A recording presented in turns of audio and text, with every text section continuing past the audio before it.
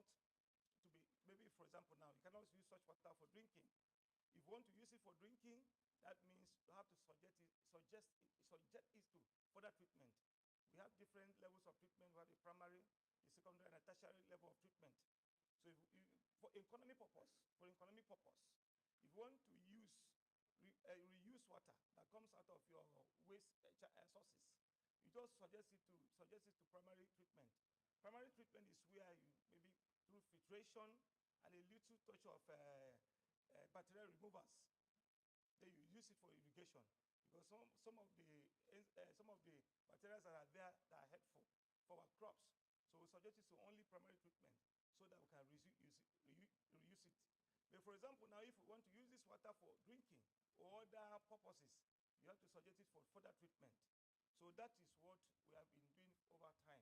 So there are several researches that we have conducted. I think my CVs is there. If you can look at it, you can see some of the researches that we have conducted. Then the second question that talks about my biodata.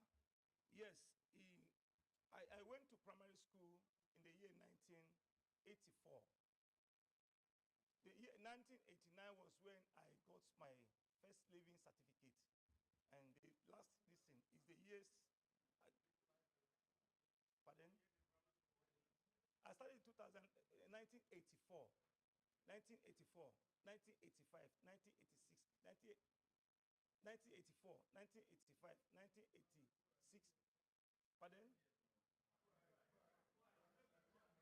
1984, 1985, 1986, 1987, 1988, and 1989. That was when I passed out with first school living certificate. Primary school. I'm talking about primary school. Then I further my secondary school in 1990. Yes, secondary school in 1990. 1990, 1991, 92, 93, 94, 95. That is when I got my SSCE. That's when I got my SSCE. Then I graduated in 2004. Yes, what happens that I was actually supposed to pass out in 2003, but there was a prolonged strike. If you can remember, there was a prolonged strike by ASU. Then I did a 5-year program in engineering, which I was supposed to stay there for 5 years. But because of the prolonged strike, I spent 6 years for the program. So that is why I graduated in 2004.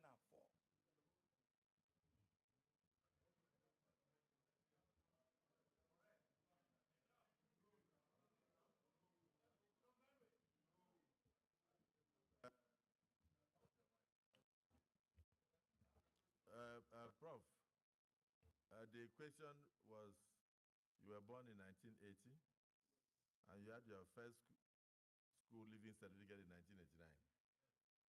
That means that at the period you should have been in nursery school, at the age of 4 years, you were already in primary 1. You were already in primary 1. Which state was this?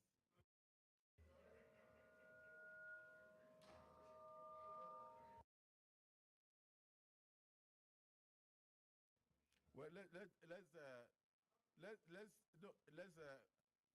so the nominee was born in 1980, and the nominee graduated with first school living certificate in 1989.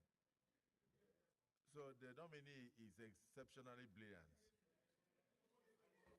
The nominee was 3 years old when he started his primary education, and he proceeded to do 6 years. He proceeded to do, the nominee started his primary education at the age of 3 and was able to finish 6 years later in 1989. And it's possible that the nominee was a classmate of Senator Abamoro. So let's hear from Senator Abamoro, whether he also started his own primary school at the age of 3.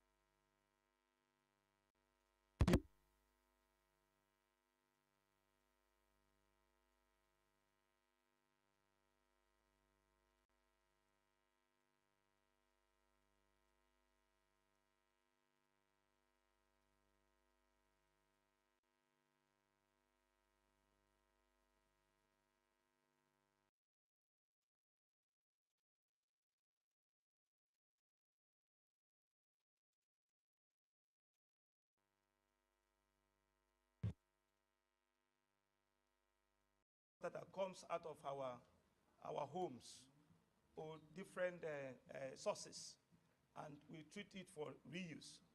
Why are we doing this? Water is life, and water, we don't encourage wastage of water.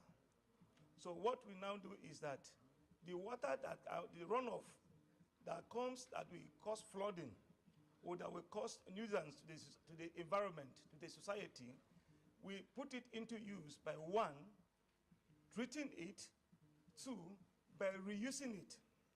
The water that we harvest from rainfall, it is give it further treatment. It can either be used in that state for different purposes. For example, if you want to use it for irrigation, you can use it direct without treatment. But if you want to use it for maybe for in case in drinking or cooking, you treat it further to avert that other bacteria or other viruses that will be find themselves in the water. For example, now the wastewater that comes out of our toilets or other waste sources, we treat it, we collect it, we treat it, and we now channel it into irrigation or other purposes like washing of roads. If we go to other Western countries, roads are being washed. We use such water for washing of cars and other things that are not to be, maybe for example now, you cannot use such water for drinking. If you want to use it for drinking, that means you have to subject it to further treatment. We have different levels of treatment. We have the primary, the secondary, and the tertiary level of treatment. So for economic purpose, if you want to reuse water that comes out of your waste sources, you just suggest it to primary treatment. Primary treatment is where you maybe through filtration and a little touch of bacterial removers, then you use it for irrigation, because some of the bacteria that are there that are helpful for our crops. So we suggest it to only primary treatment so that we can reuse it. But for example, now if we want to use this water for drinking or other purposes, you have to suggest it for further treatment. So that is what we have been doing over time. So there are several researches that we have conducted. I think my CVs is there. If you can look at it, you can see some of the researches that we have conducted. Then the second question that talks about my biodata. Yes, I went to primary school in the year 1984. The year 1989 was when I got my first living certificate. And the last listen is the years. Pardon?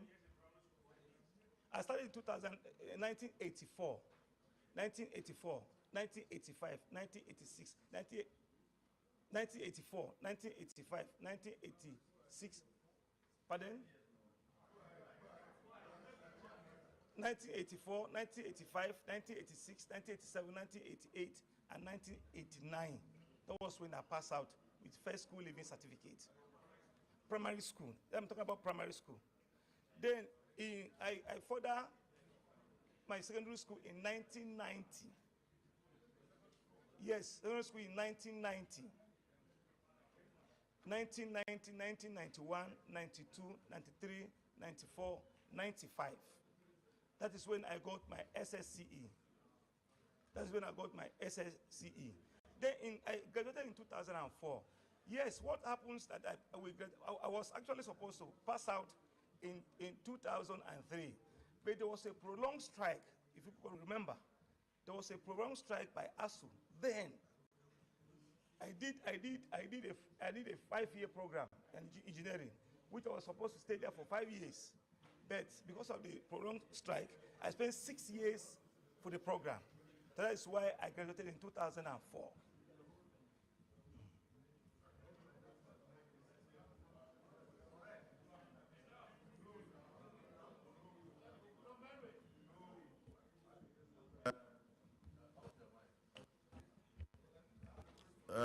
Prof, the question was, you were born in 1980, and you had your first school living certificate in 1989. That means that at the period you should have been in nursery school at the age of 4 years. you were already in primary one. You were already in primary one. Which state was this?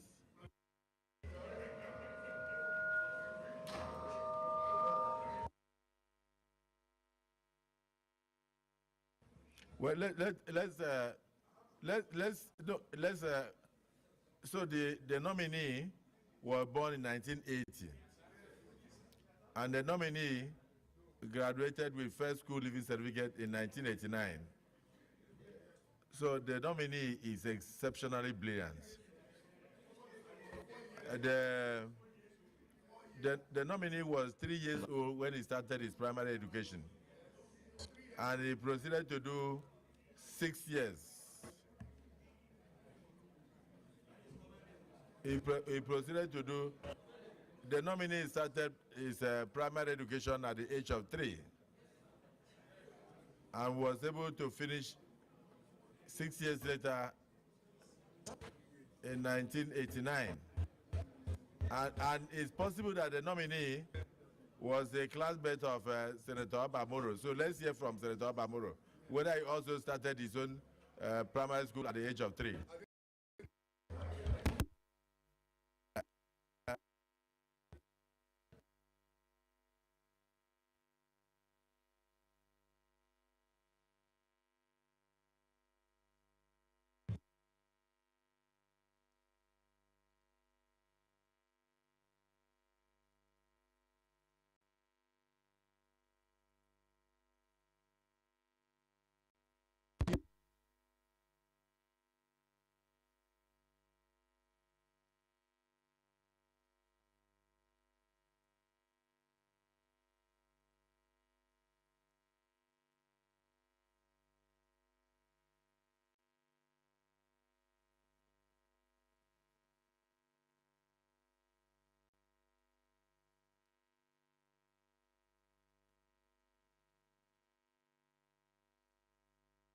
Sir? And I want to believe that standards that are applied to nominees that appear before this hallowed chamber will also apply to Professor Ussel. Mr. President, distinguished colleagues, looking at the resume that we have of Professor Ussel, I think ordinarily that the discrepancies that you find in the times enumerated here may necessarily have come from typographical errors, which Professor Ussel himself, which he can explain. So I want to say at this point,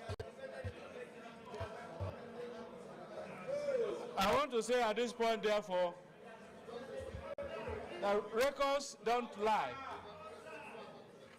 Records don't lie. And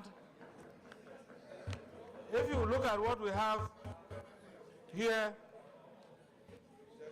about qualifications and the explanations he has given, I think we must be prepared to give him the benefit of doubt. And so, my distinguished colleagues, I want to say that at this point, that Professor Ussel has sufficiently explained himself and the records are there to show. But I have a point that I want to make here, Mr. President. In your answer to the point of order raised by our colleagues earlier, without prejudice to my support for Professor Ussel, I want to say that I come from a part of Benue State that is a minority. I want to say, therefore, that while I'm appealing to my colleagues to approve the nomination, to confirm the nomination of Professor Ussel, that looking at the configuration of our system and in ruling on the point of order, constitutional point of order that was raised, you indicated that Mr. President is going to bring more names. I want to say, therefore, and place it on record, that in bringing more names, especially from Benue State, that a name that will come should come from the Benue South Senatorial District to complement our effort at creating unity in Nigeria. Thank you very much, Mr. President, for allowing me to make this comment.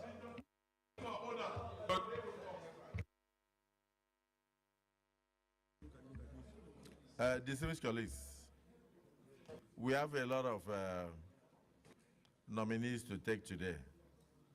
So we will like Prof, because I mean, as a professor, to go and take a look at his certificate.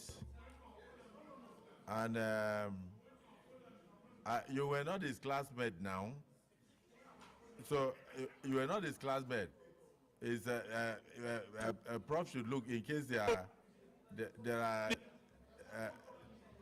are typographical errors.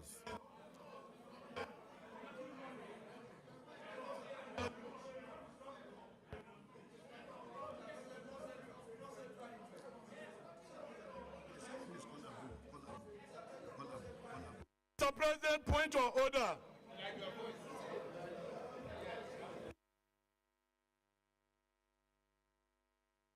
Mr. President, point of order.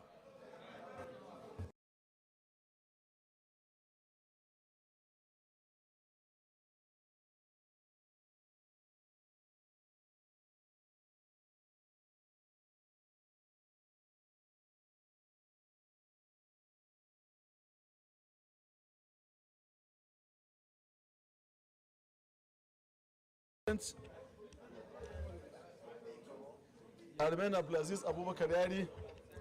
I represent people of Zamfara West, Mr. President, I'm from Zamfara State.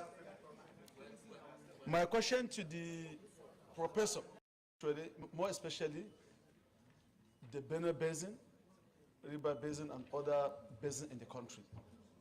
Today, where I came from, Sokoto Rima River Basin Development Authority is under a very serious shamble where most of the dams, either they are sealed up or they are about to be sealed up.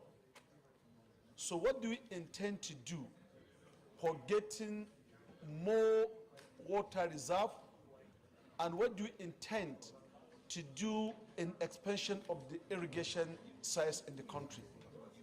You know the situation of river basins and the Benue Basin. What do you intend to do to deploy in your reserve knowledge of river basin or water resources to come or to show more impact apart from fishing? The irrigation in Benue State is not as much of that rather than the fishery. So what do you intend to do about that? Thank you, Mr. President, for giving this opportunity. Please, just give him a plain sheet. So let him jot down some of the questions so he can answer at once. Distinguished Senator Farah Hussein. Thank you, Mr. President. My distinguished colleagues, my question goes to Chad Basin Authority. I think you are aware that Lake Chad had 3 big ponds in the 60s, 70s, and 80s. Today, we have only one, and that one belongs to Chad Republic. So which means all Nigerians, they move towards the water and they have gone. What are you going to do to restore our own 2 ponds so that irrigation will come back to that 186 kilometers down to Maiduguri? Thank you.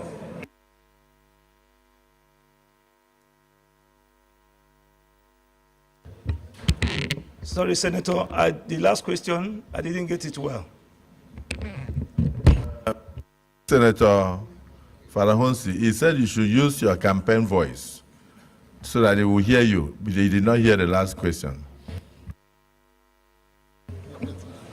Mr. President, I asked him about Chad Basin Authority, particularly the Chad ponds. We had about 3 big ones that are really serving irrigation and farming along that 186 kilometers from Maiduguri to Chad Basin.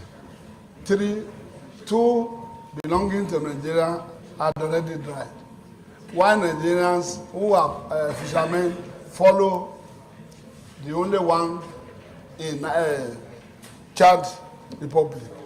What are you going to do to restore the 2 Nigerian ponds so that Nigeria will benefit and Agric will thrive in that region and we see agricultural development in Nigeria?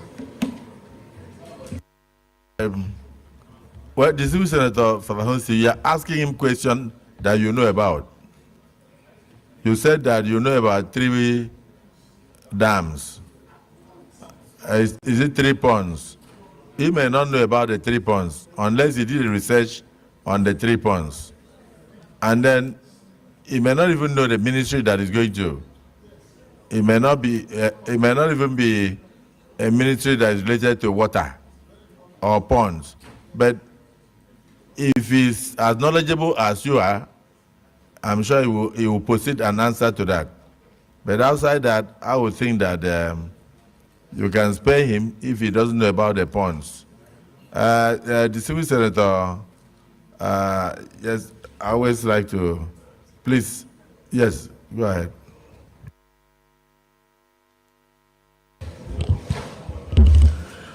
Thank you, Mr. President.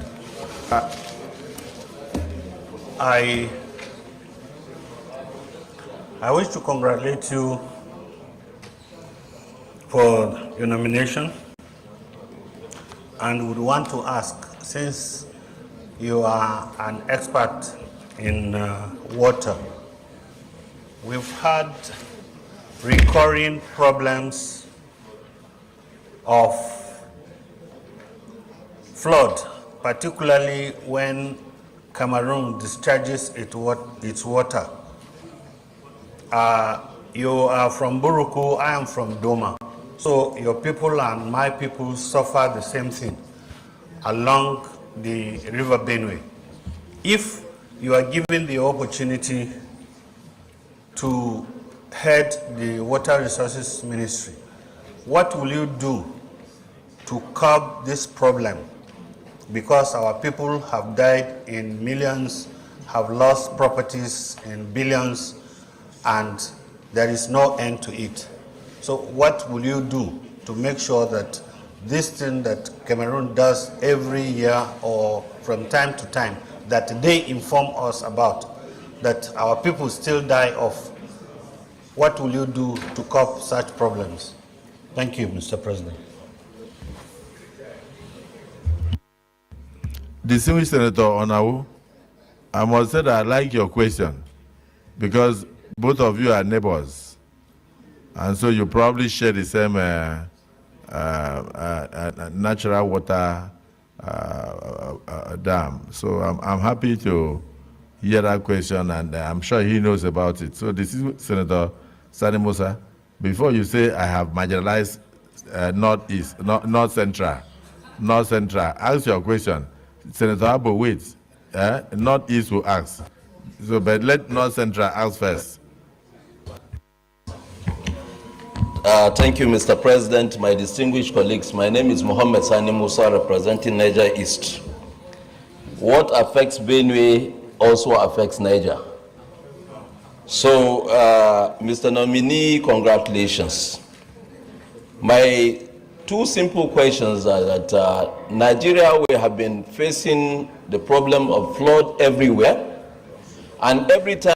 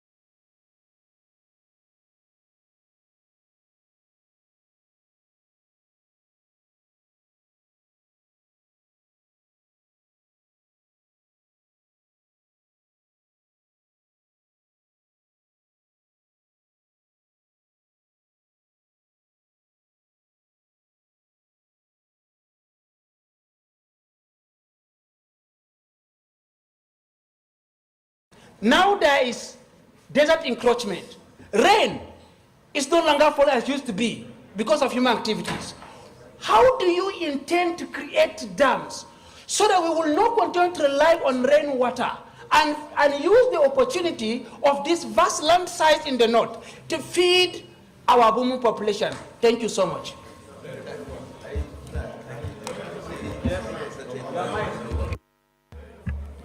Distinguished senators, you may agree with me that here several questions, so many questions have been put forward to him.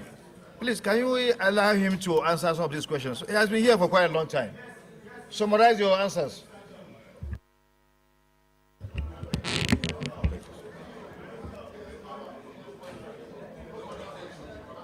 Thank you, Chairman.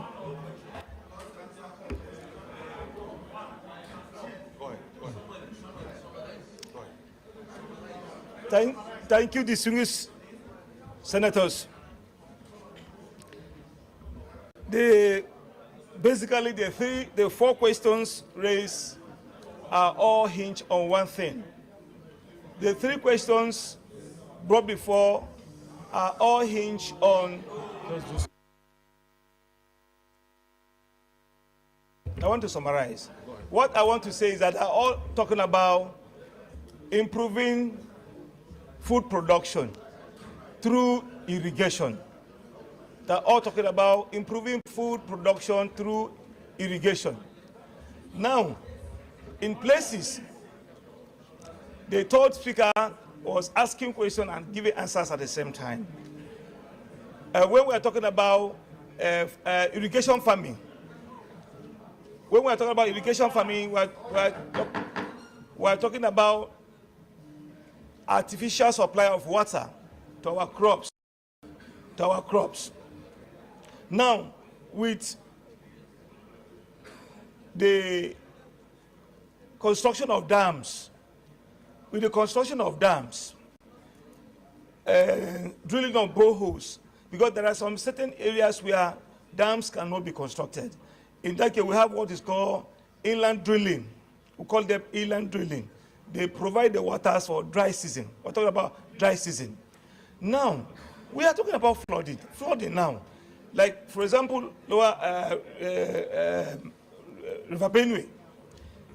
River Benue is heavily seated. And that is one of the reasons why we are having flooding in the country.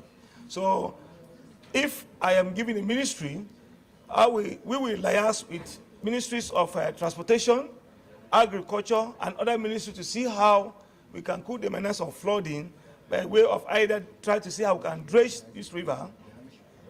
By dredging this river, it will cool the menace of flooding and as well provide the water for the irrigation.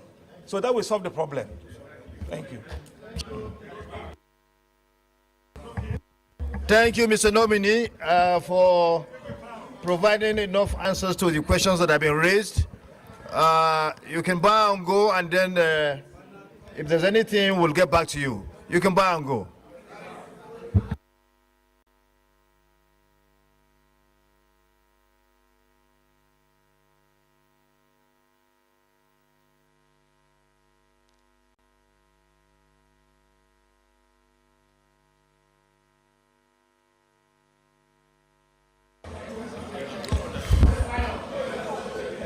Mr. Senate President, I had a question for him now. Next nominee, please. Next nominee.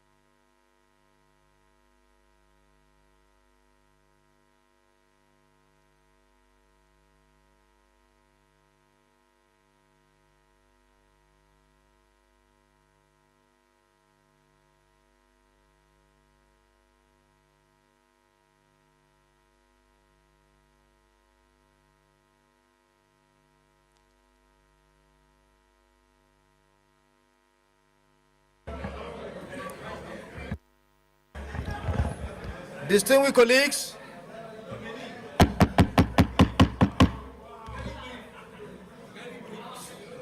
colleagues, we have before us Senator Abubakar Kyari, who is one of the nominees that are here before us. Is one of the nominees. You all know that he was our colleague in the House of Representatives. He was our colleague in the 9th Senate, 8th and 9th Senate, sorry. And he is someone who is known as a senator of the highest pedigree and integrity. He is currently Deputy National Chairman of the APC, the acting chairman of the APC. And you know by tradition, anyone that has this kind of sound pedigree does not wait to be asked several questions before he's cleared by this august Senate. I would dare call on him, if he has anything that he wants to tell us, he can tell us. And if he doesn't have anything, order, please. And if he doesn't have anything, he will take a bow and go. Distinguished nominee, our order, please. Order, please. Nominee, the acting chairman of the APC, the largest party in Africa. If you have anything that you want to tell us that we don't know, you are free to do so. And if you don't, please, you can take a bow and go.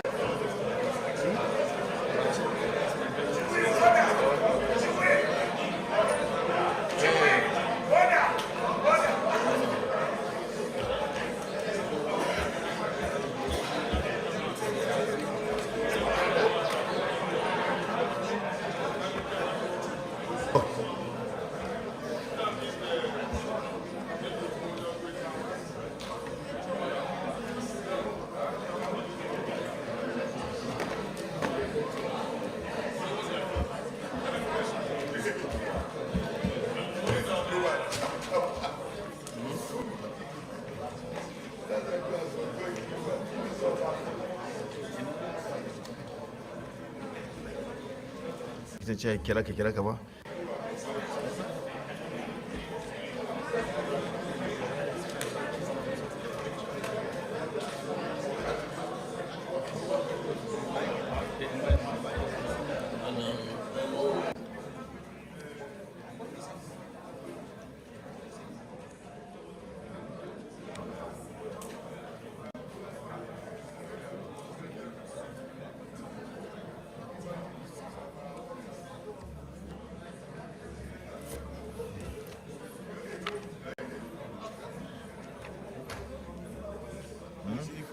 My woman leader comes next, let me speak when after the intro. Okay.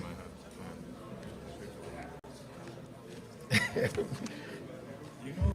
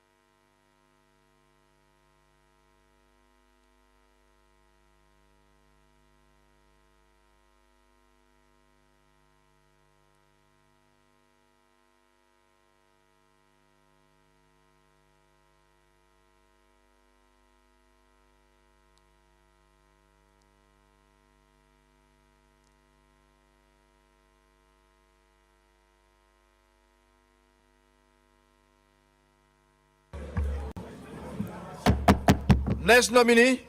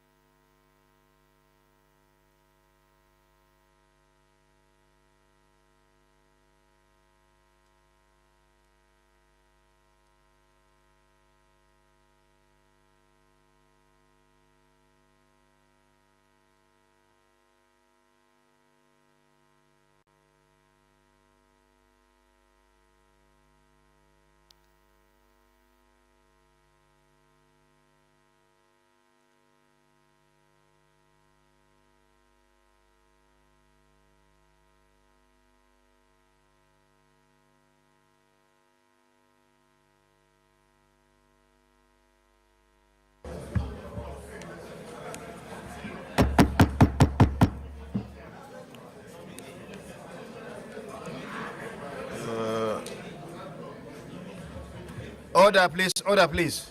Chief Whip, can you keep the chambers in the state of silence, please?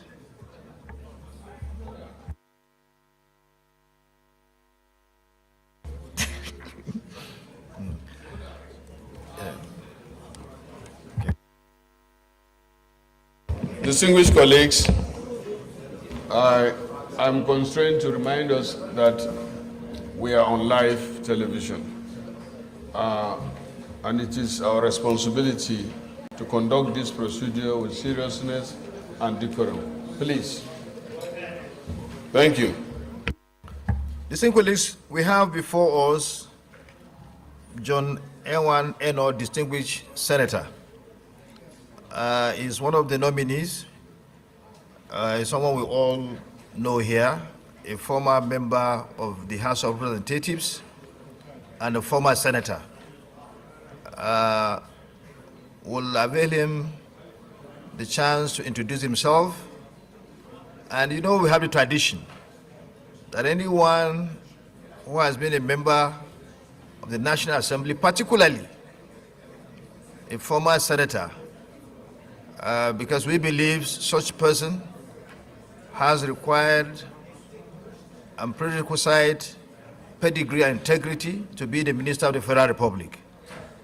And in line with that tradition, we don't ask questions, but we shall allow him to introduce himself and probably tell us anything that we need to know so that Nigeria will better know him. That is an option anyway, but he can introduce himself. Any other thing is optional. Mr. Nominee.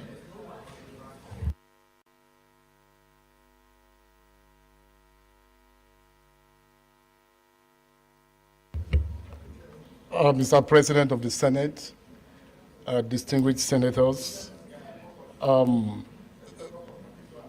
name is John Owan Eno.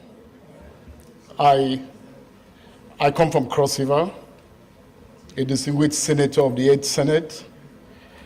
I served in the 5th, in the 6th, and in the 7th House of Representatives, and then served in the 8th Senate.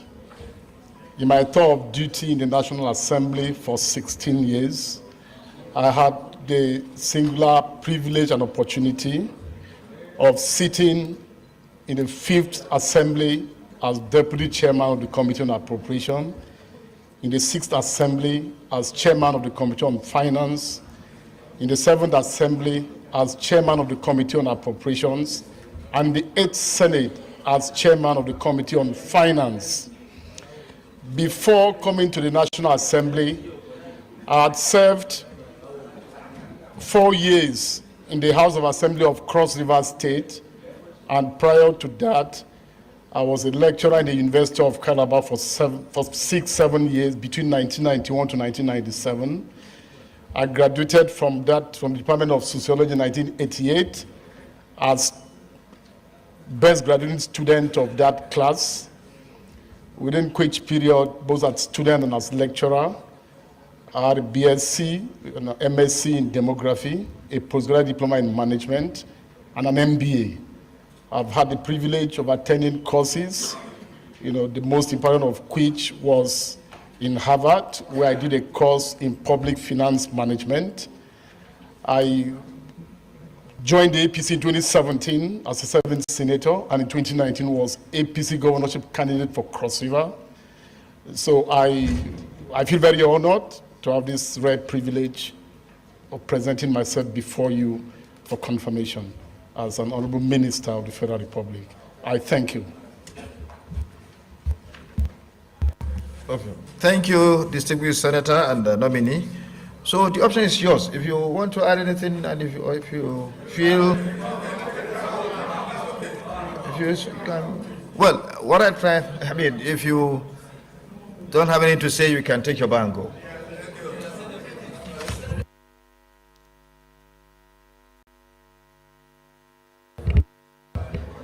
Just very briefly and finally, I mean, if you look at my CV, you would discover that for about the 20 years that I was in office, I spent all that in the legislature.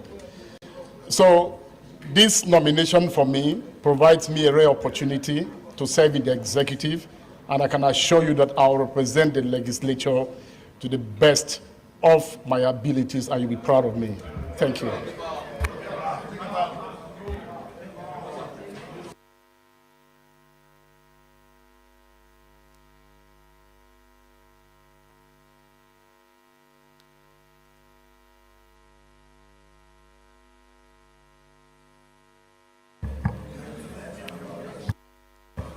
Next nominee, please.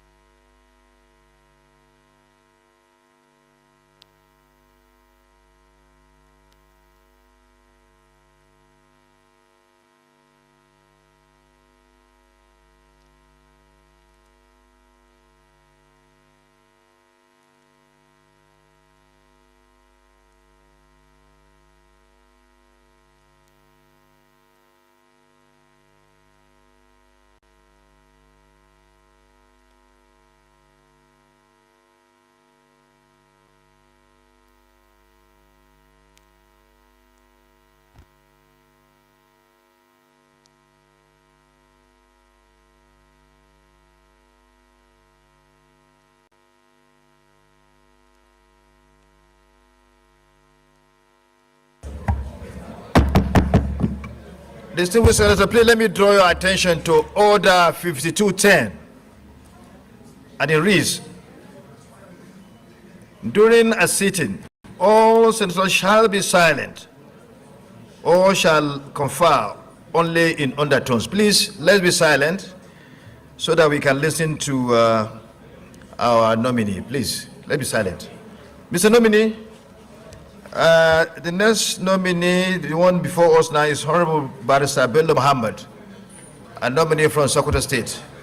Mr. Nominee, you may wish to introduce yourself to the August Senate.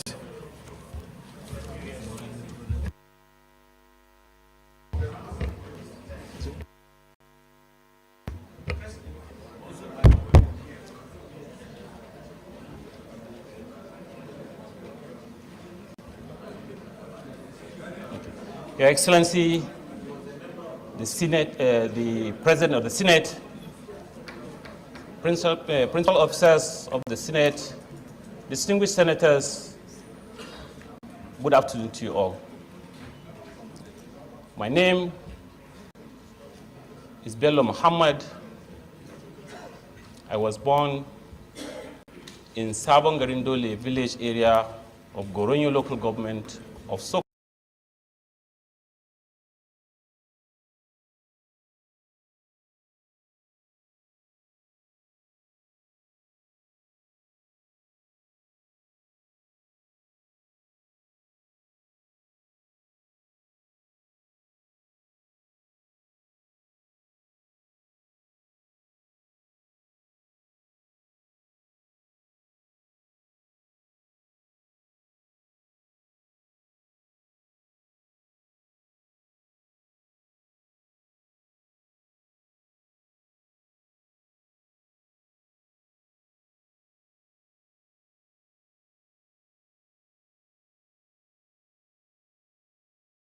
in 2018, and that was during my tenure, my first term as governor of Sokoto State.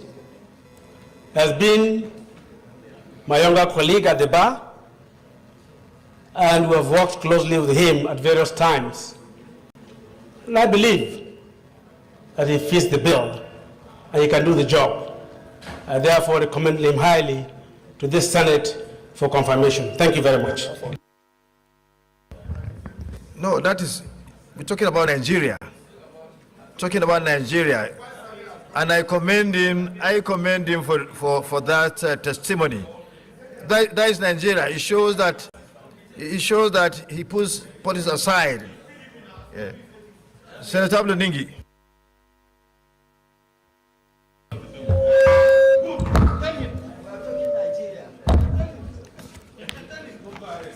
Mr. President, sitting as a chair, my name is Senator Abdul-Ningi, and I represent Bauchi Center of Bauchi State.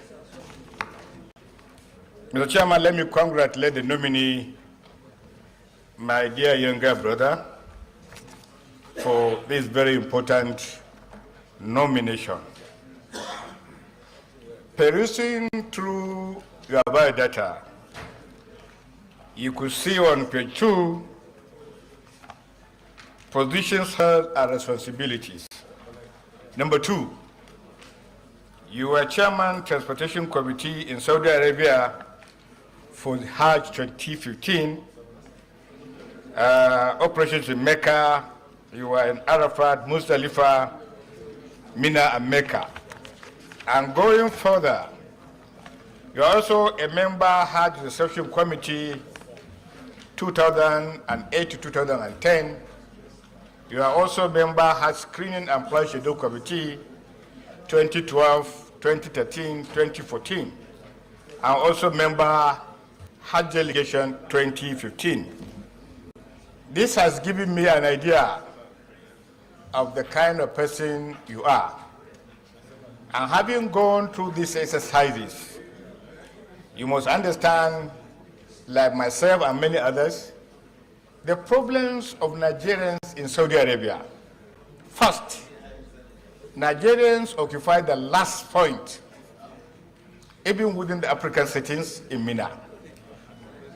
Over the last decade or so, Nigerians have found it almost impossible to belong to the Committee of Nations during Hajj exercises. The Hajj exercise over the period of time has become very, very terminal and not something any Nigerian will be proud of, particularly what happened in this year's exercise. You recount quite a lot of problems with Nigerians that has to do with transportation, has to do with accommodation, that has to do with feeding, and that has to do with even running battle with the Saudi authorities. If eventually this House clears you and the President and Commander-in-Chief by his leave appoints you as a Foreign Affairs Minister, what in your experience will you do in order to bring succor to Nigerians that live in a very terrible situation year in, year out? And secondly, will you also recommend the complete delisting of the Hajj Commission and probably giving the state powers to be able to organize their separate Hajj exercises? That is my question for you. Senator Jimo Ibrahim, the last one, because we need to quickly move forward. Thank you very much, my very distinguished Senate President sitting as chair. Congratulations, Mr. Nominee. My name is Jimo Ibrahim Folonsho. I represent Ondo South Central District. I'm also a lawyer like yourself, about 32 years in the bar. Let me focus my question, Mr. Senate President, to the nominee on the state of insecurity. You are from Sokoto State, and you know that one of the major problems facing our nation today is challenges of insecurity. For example, let's take the issue of insurgency in one of the regions in Nigeria, which has gone the federal government $1.2 trillion. That is twice size of our GDP. The national GDP is $505 billion. In one insurgency, we have spent $1.2 trillion. Now, that is Northeast. This insurgency also distilled to other regions in Nigeria.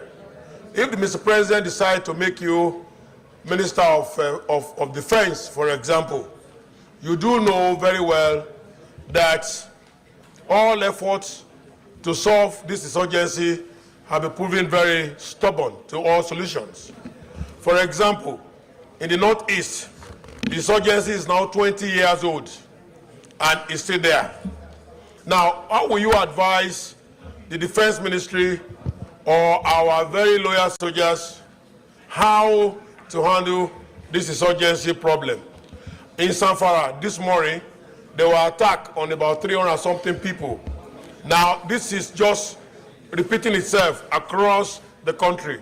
As Minister of Defense, Mr. Nominee, how will you advise the President, who has spent 2 times of Nigeria economic size in fighting one insurgency in one region out of 6 regions in Nigeria, and insurgency still percolating and distilling to the entire Nigerian nation?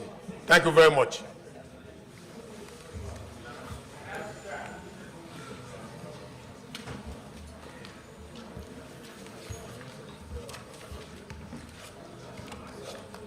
I have asked my question. Distinguished Senator Abba. Mr. President, I am Aminu Abbas, Adamawa Central. Mr. President, I want to plead with distinguished senators, if there is no objection, we should allow the nominee to answer the 2 questions asked and take a bow and leave, because he served as a member also in the State Assembly and even as a Deputy Speaker of Sokoto State House Assembly. Mr. President, I am on the floor, please. I am on the floor. I say if the distinguished senator hold no objection. That's what I'm saying. That's what I'm saying. Thank you, Mr. President. SARS. Sitting as chair of the House of the committee, I noticed that my name is Shoaib Afolabi Salisu. I represent proudly the good people of Ogun Central. The nominee has masters in energy security management, and you also serve as Honorable Commissioner for Energy Development in Sokoto State. There's a near consensus that our country is going through energy crisis. What will you do as a member of Federal Executive Council to ensure that the energy requirement of this country that will allow small and medium-scale enterprises to grow, that will allow for improved quality of life, that will also ensure that Nigeria attains its full potential? What will you do? What will your background with masters in energy security, how will it help the country?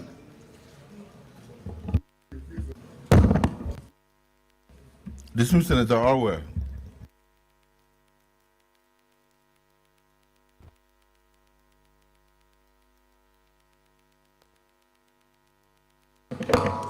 Thank you, Mr. President.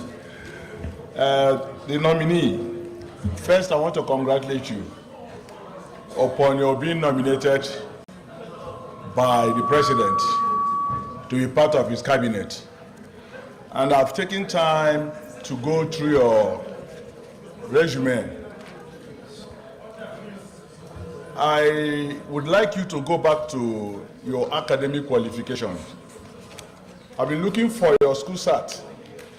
I saw one. You sat for 5 subjects with 2 credits.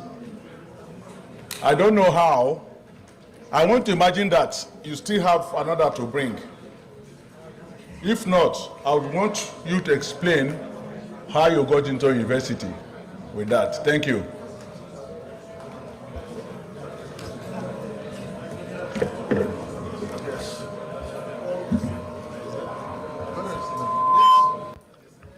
Yeah, the nominee.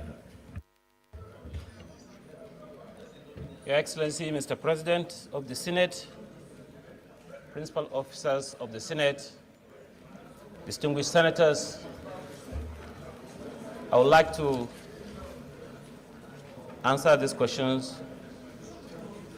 from the last one, if the Senate permit. Sir, on the issue of qualification, I have other secondary school results which I have all passed that I have not attached to my CV because we are talking of secondary school certificates. And I want to remind distinguished senator, which I know he very much know, that the qualifications of secondary school certificates as enshrined in the Constitution, you can stand for an election up to the presidential election. So I didn't bother you with much certificates, but I know I have the qualification for that. Okay, sir. You are saying that you chose what to give to the Senate. You chose the qualification to bring before the Senate because of the constitutional provision that a secondary school certificate is what is required to stand for election. You are not coming to stand for election. You are coming to be a minister of the Federal Republic of Nigeria. So which are the other certificates you concealed? Which are the other certificates that you did not put in your CV? Excellency, sir, the certificate of secondary school is there and other certificates of other qualifications are there. What he is asking me is, I sat, my first sitting was secondary school certificate with 2 credit passes. And what I'm trying to say is that I have sat for another examination and I have passed, but I don't want to attach another qualification because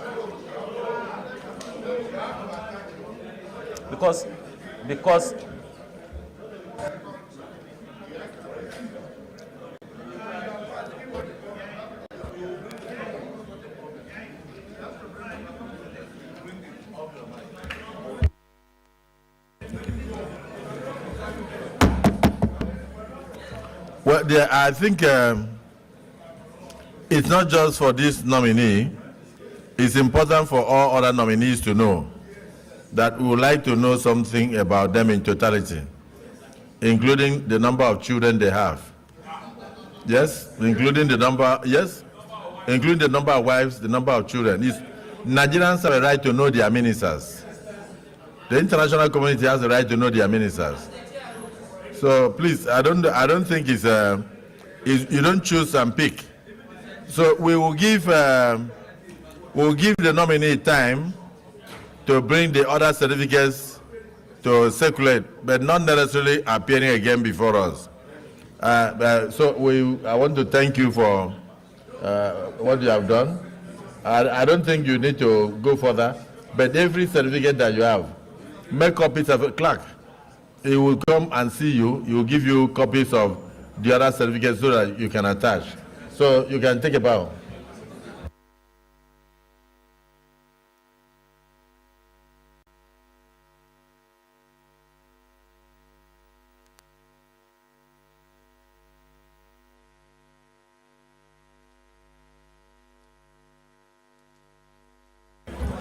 Distinguished Senator Governor Bataro, please.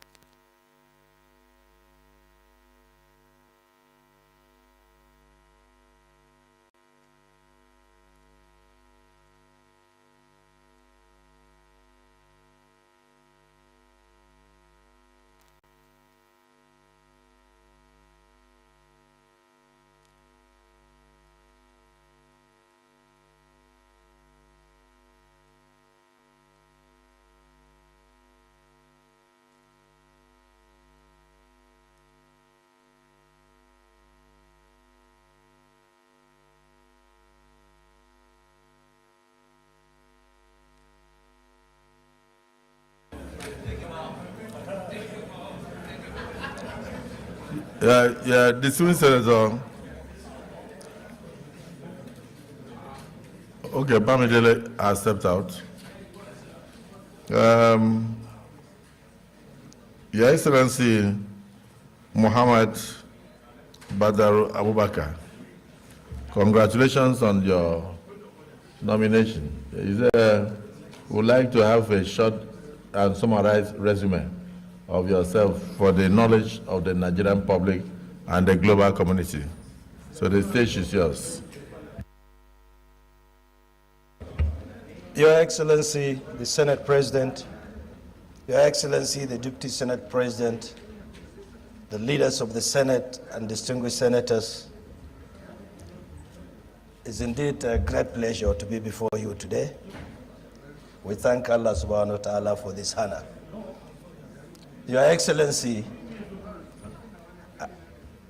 I'm told my CV is before you, so I wouldn't want to waste your time speaking on my resume.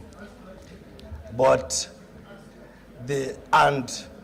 my political antecedents is well known, and as well as my governance in Jigawa State.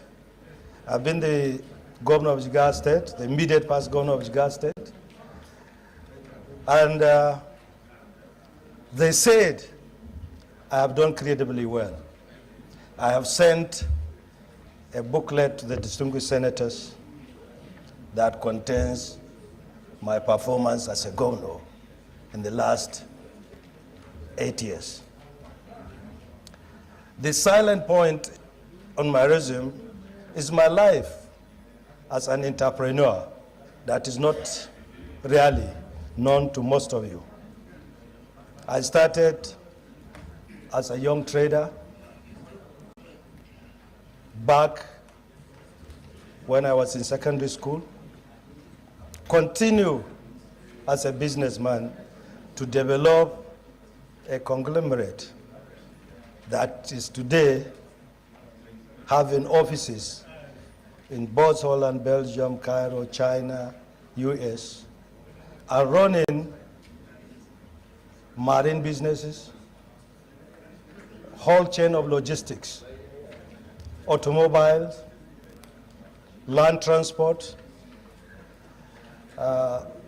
properties development, trading, factories in oil milling, rice milling, aluminum extrusion, and many other businesses. I was trained then to smell, to look at my surroundings, and I was told, when you look deeply, you will find something that will make money for you. And that has helped greatly, and that is why we succeed in business and also in governance. And another training is the ability to judge every spending by its value.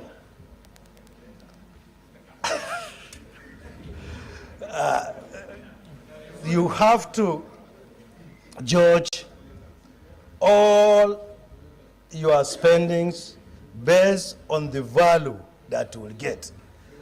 Another teachings we learned as a businessman that I bring to governance is the ability to manage crisis.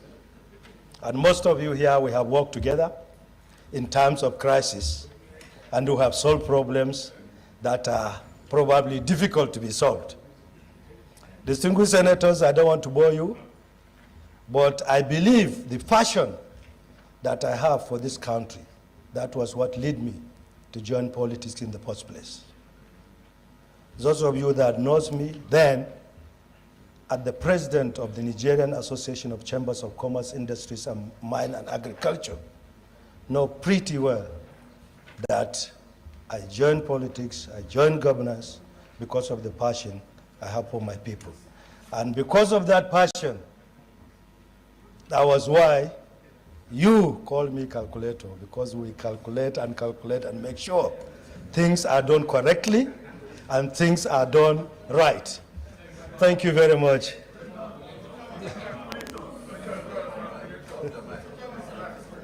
Mic.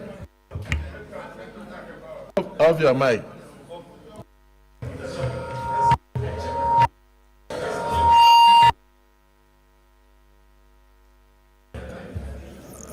The Miss Calculator.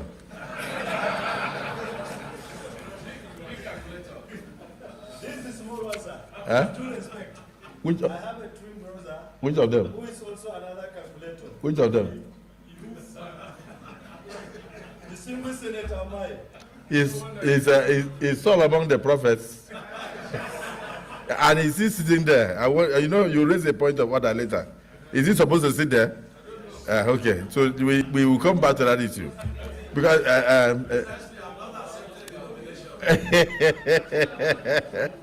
well, Your Excellency Governor Badaru, I don't know about others, but I know that I have worked closely with you, and I don't want to, if I say publicly now, they will say, oh, the Senate President has ruled. This is just screening. When we come to confirmation, I may have one or two things to say about you. But in the meantime, so that we can get into business to look at those who are not really so qualified, if there is any, you can take a bow and go.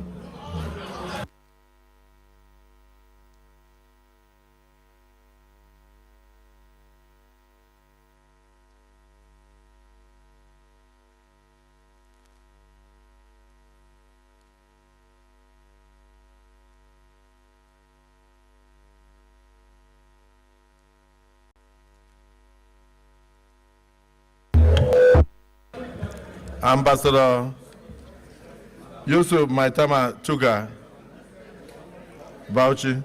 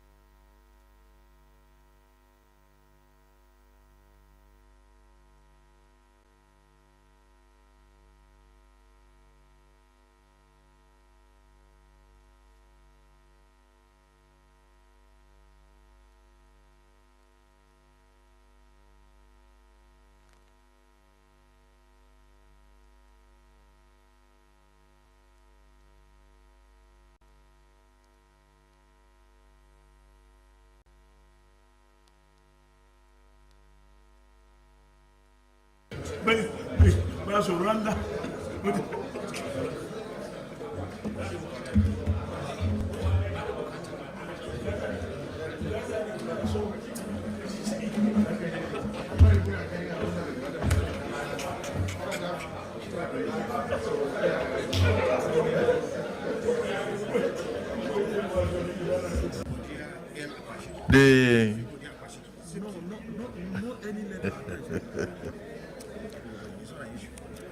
Ambassador, give us a brief about yourself.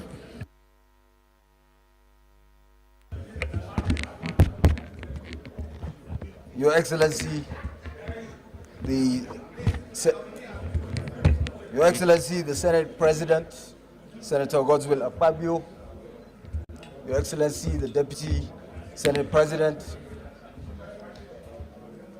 Principal Officers, distinguished Senators of the Federal Republic of Nigeria. My name is Yusuf Maitama Tuga from Bauchi State. I was born on the 12th of March, 1967. I attended primary school in Kano. From there, I proceeded to Federal Government College, Ilorin. I graduated from the University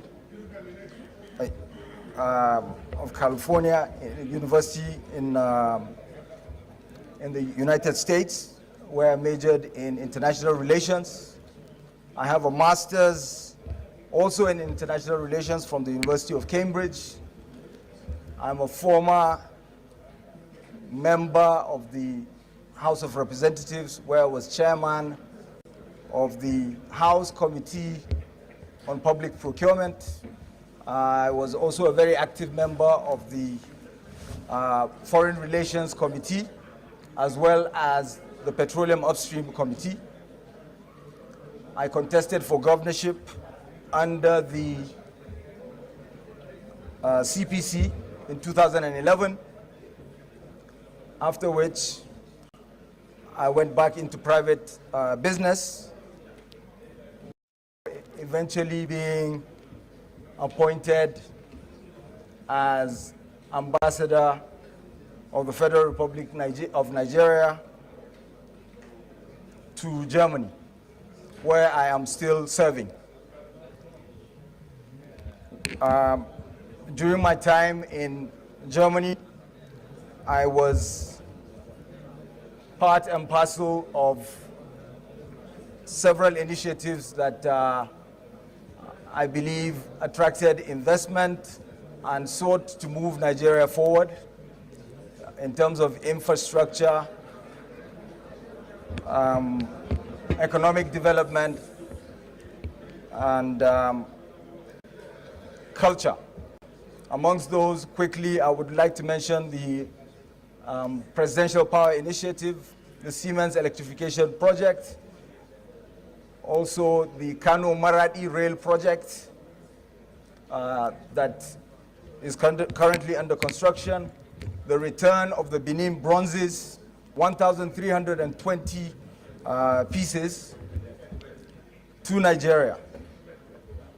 And let me just simply round up by saying that I'm very proud to stand here before you as a nominee for minister, because I see very familiar faces. I consider myself part and parcel of this institution. I'm not only a former member of this institution, I'm also, I would say, a child, a son of this institution. And finding people like me being included as ministerial nominees, I think is an attestation to the progress that our democracy is making, where you have people from the bastion of democracy, which is the National Assembly, actually moving to the executive arm to serve. I think it provides for better understanding between the three arms of government. I would like to stop here. Your Excellency. I have been warned that I should not take too long. Thank you.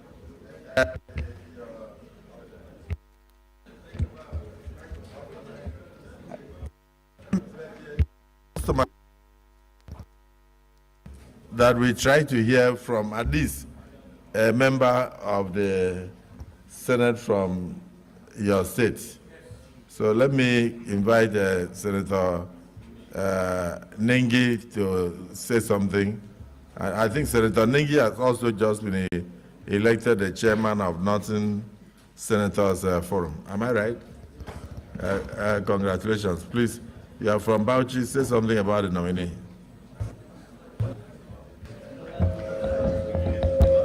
Thank you, Mr. President. Sitting as a chair, my name is Senator Abdul Ningi, and I represent Bauchi Central, Bauchi State. Let me, from the onset, congratulate my friend, my younger brother, my colleague, Ambassador Honorable Yusufu Maitama Tuga. Mr. President, this is a person that I know close to 35 years ago.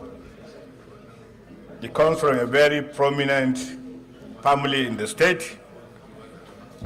We have never been in the same party with Tuga. He has always been in another party, from CPC to APC. That has not in any way dilute our relationship.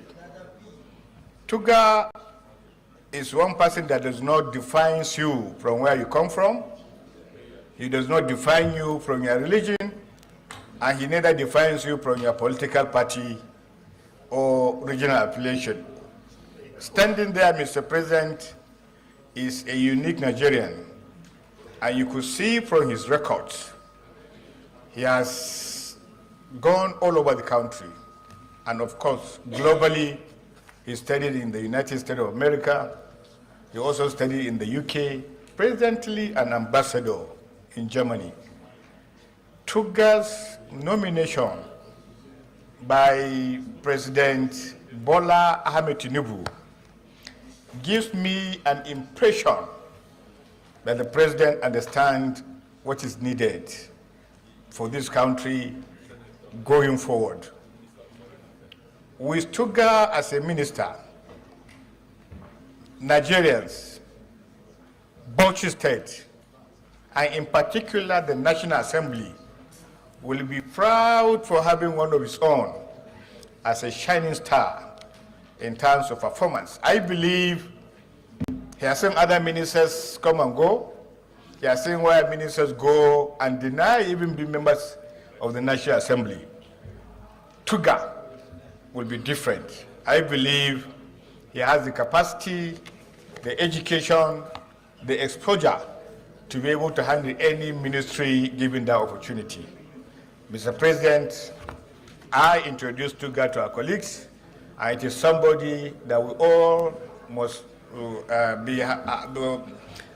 have hope that he will deliver the democratic dividends when the time comes. Distinguished colleagues, here is somebody that I can proudly say he should take a bow and go. Your mic. Thank you, distinguished Senator Abdul Ningi, Chairman of the Bauchi Caucus of the Senate and Chairman of Northern Senators Forum. Ambassador, the only problem is that your resume, I didn't see date of birth on it, unless.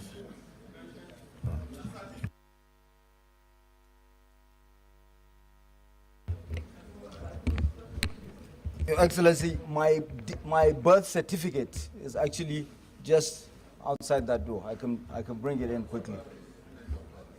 The date of birth, I think, is an omission, but the birth certificate, which is even more proof. 12th of March, 1967. Yes. You didn't want to put it so that I would not know that you're a small boy. so put it inside, clerk. Get his updated CV that also includes his date of birth and has all the certificates attached. Ambassador, you are a former member of the House of Representatives. Now, outside the few additions that you are going to make to the CV, you may take a bow. Congratulations.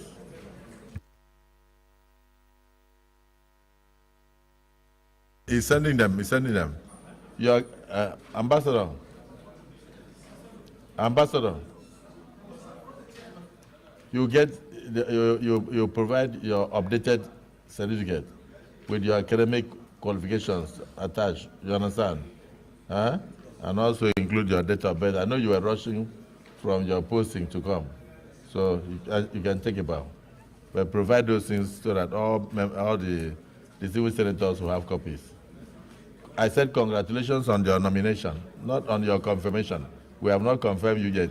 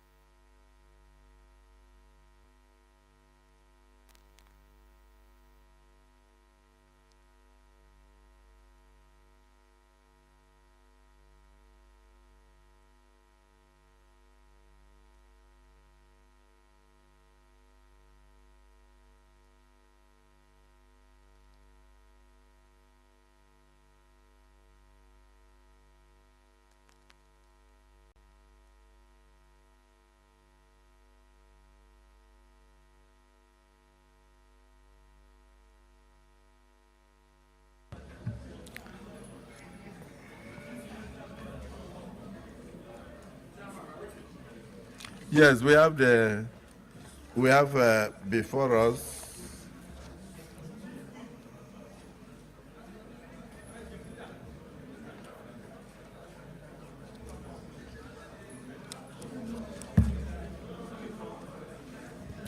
Distinguished Senator Abubakar Sani Danladi, another nominee of Mr. President. Can you just summarize your resume before your colleagues?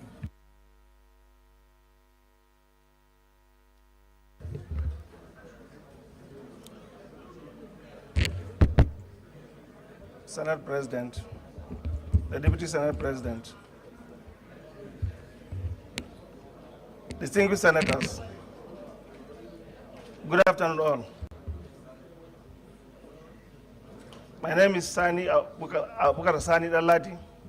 I'm from Taraba State and also a nominee from Taraba State. Your Excellency, I want to use this opportunity to thank Mr. President for having the confidence in nominating me as a nominee minister in Taraba State. And also, as a colleague in the 8th Senate, I was here together with you, doing everything possible to ensure all the assignment we have been given in this chamber, we have done it successfully. Your Excellency, if given the opportunity and clear me, I want to assure the Assembly, this Senate, that I'm going to provide the synergy between both the executive and the legislature because of my experience.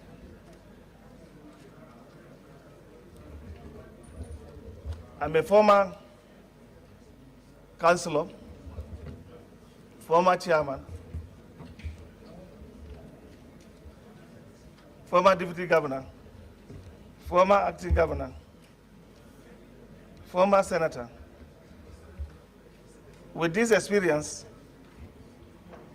I believe if opportunity given to me today, this humble Senate will clear me. I want to assure you, I will do everything within my capacity to bring the synergy, both the executive and the legislature.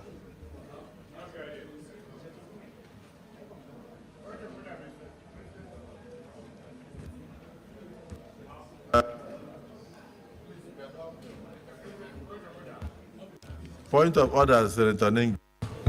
Mr. President, Order 55, sub 3. And it says, every senator, when he or she comes into the chamber, shall take his seat or her seat, and shall not at any time stand in any of the passage in the pathways. I think the rule explains it. We are on a very serious assignment. Yes. And the way and manner we move around does not in any way speak well of this chamber. And I hope the Senate President should guide us, all of us.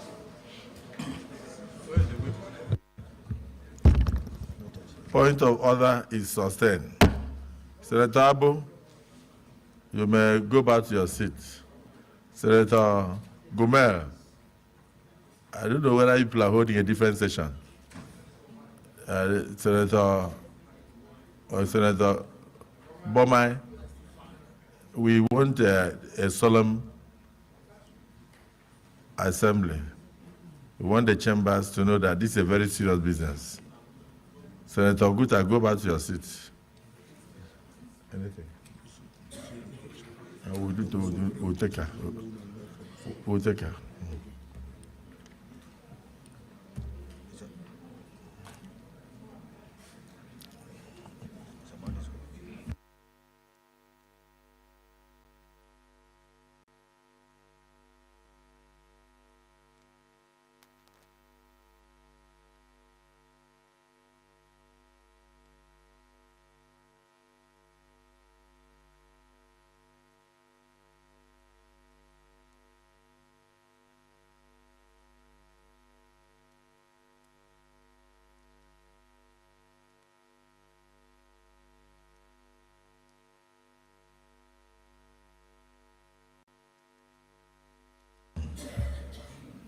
Yes.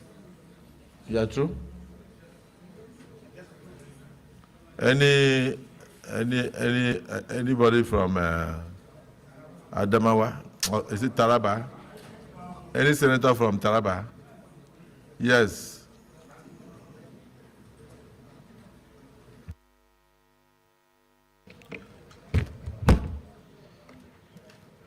Thank you.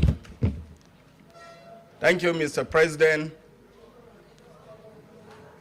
I am Haruna Manu. I represent Taraba Central. Mr. President, you will agree with me that from the presentation by the nominee, Mr. President, the nominee is a grassroots politician, is somebody who has started from the inception of this democracy, from the councillor to the council chairman, deputy governor, acting governor, and a member of this distinguished Senate, Mr. President.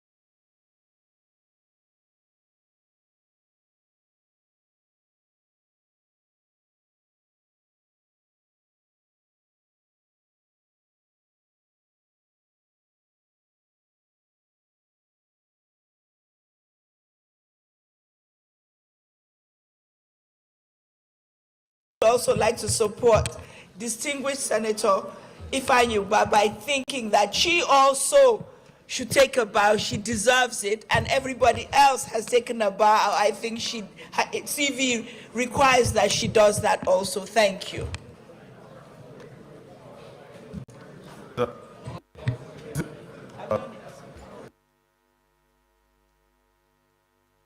Distinguished Senator Ireti Kingibe, any nominee that comes before us will take a bow, whether the person is cleared or not. At the end of the day, we will go into the clearance and confirmation. We will confirm whether the person is qualified or not. But bowing before the hallowed chambers is a tradition all over the world.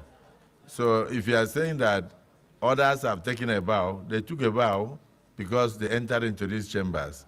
And we had to amend our rules. We had to suspend our rules to allow strangers to come in here. And so when they come, they will take a bow. The bow doesn't mean that you have been confirmed. So even if she takes a bow, we'll still go into the issue of confirmation later. Is that clear? Yes. Is there any other person from Anambra who would like to say something? Yes, Tony Woye. Thank you, my dear President, distinguished colleagues. My name is Dr. Tony Nwoye. I represent the group of Anambra Senatorial Districts. Distinguished colleagues, my dear President, mine is just to add my voice to what my brothers have already said and what Senator Ireti Kingibe also said, that this Halo Chamber sees a reason to allow her to go for now, pending the time we're going to do the confirmation. And also for me to advise her that if the Senate eventually confirms her, by God's grace, that they should do her best. That she should do her best to augment any ministry that is given to her. She should do her best, strive her best within her limit to improve the lives of Nigerians. Thank you and God bless you. That's a very good contribution, but I need to also let you know that we have a a no-nonsense president. And so I believe that all the ministers and all appointees will be on their toes to give their best to the country. And if you don't, anybody who has had the opportunity to be a governor and then a president knows very well that you starve for strength. You are looking for people that can come and help you to actualize your vision for your administration. I mean, if some people are not ready to do so, they'll fall by the wayside. The last contribution will come from Senator Sadiq, and thereafter she will answer all the questions, and like Senator Ireti said, she will now take a bow. Thank you, Mr. President, City and Chair, my distinguished colleagues. I am Sadiq Suleiman Umar. I represent the good and decent people of Kwara North, and we who are. Nominee, congratulations, and we are proud. You know, Kwara State is one of the most gender-sensitive states in the country, or indeed in Africa. Yes, very friendly to women. We love our women to be in position. So congratulations. I have a very simple question. First, do you agree that the competence, capacity, and so on of a minister is overrated compared to the strength of the systems you are going to operate in? If you agree, we overemphasize the competence. You need to be very competent, you need to be very experienced, and so on. I'm saying that is overrated if you compare it with the strength of the system you are going to operate in this case, public service or civil service. I'm saying that the strength of the service is more important than whatever you are bringing in to office. If you agree with that, what are you going to do to ensure that whatever ministry you go to, you find a way of working with that system, however weak is it? How are you going to navigate your way around to be sure that you are able to, deliver, to bring about progress in the country? Do you understand the question? Thank you. The nominee.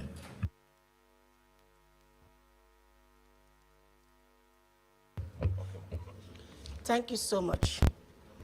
I would still like to start with the women on inheritance. Some of us nowadays, I think that was the olden time. I have a daughter and she's going to inherit from me and my husband. It was before. The most important thing women are going through right now is some corrupt civil servants taking over, or kingsmen taking over their husbands' properties from them when the man is dead. That's the major issue the women are having, of which, like I said earlier, I'm bringing in FIDA, I'm bringing in MBA. They said it will be applauding for them to be involved. Where will we make sure such a thing never happens again? You try it and they report to wherever the Senate will approve me to be. Will we fight that person to the last? We get involved with police and make sure it never happens again. Will we sue them to court, no matter how powerful that person thinks he is? I think with the new president we have now, who said, let the poor breathe and don't suffocate the poor. When he speaks, we the soldiers carry it out. So whoever that does that will be brought to book. Then the issue of the taxes, like my brother has said to you, in normal circumstances, I'm not supposed to pay tax, just I'm a good Nigerian. I feel that my country needs me to contribute.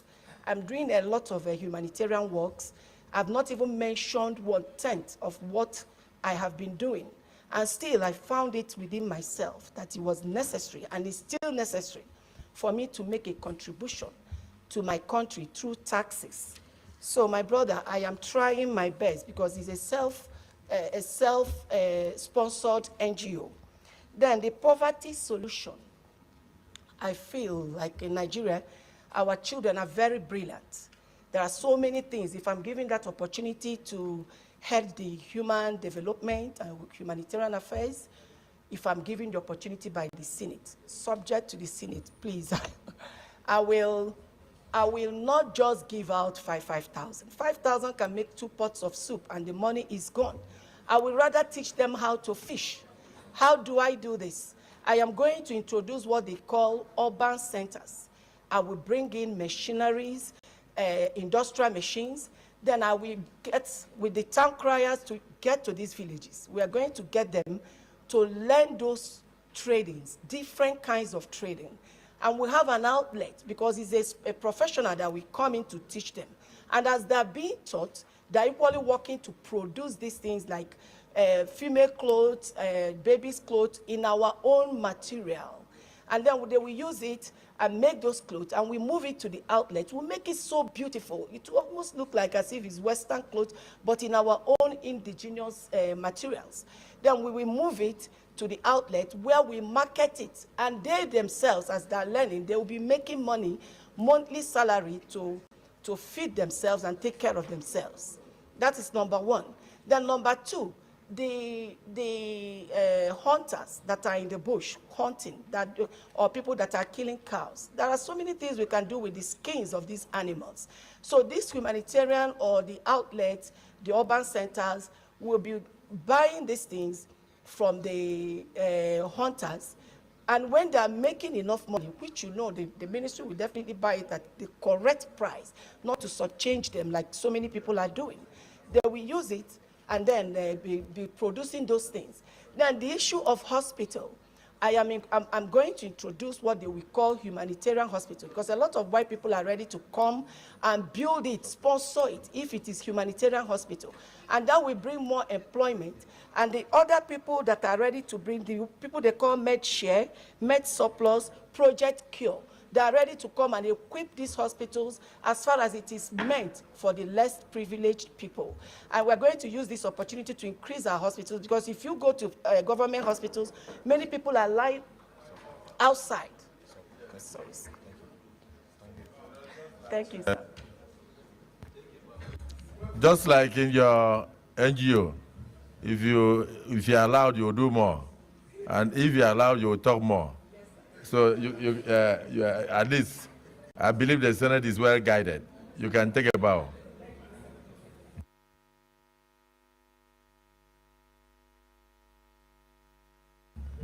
Next nominee.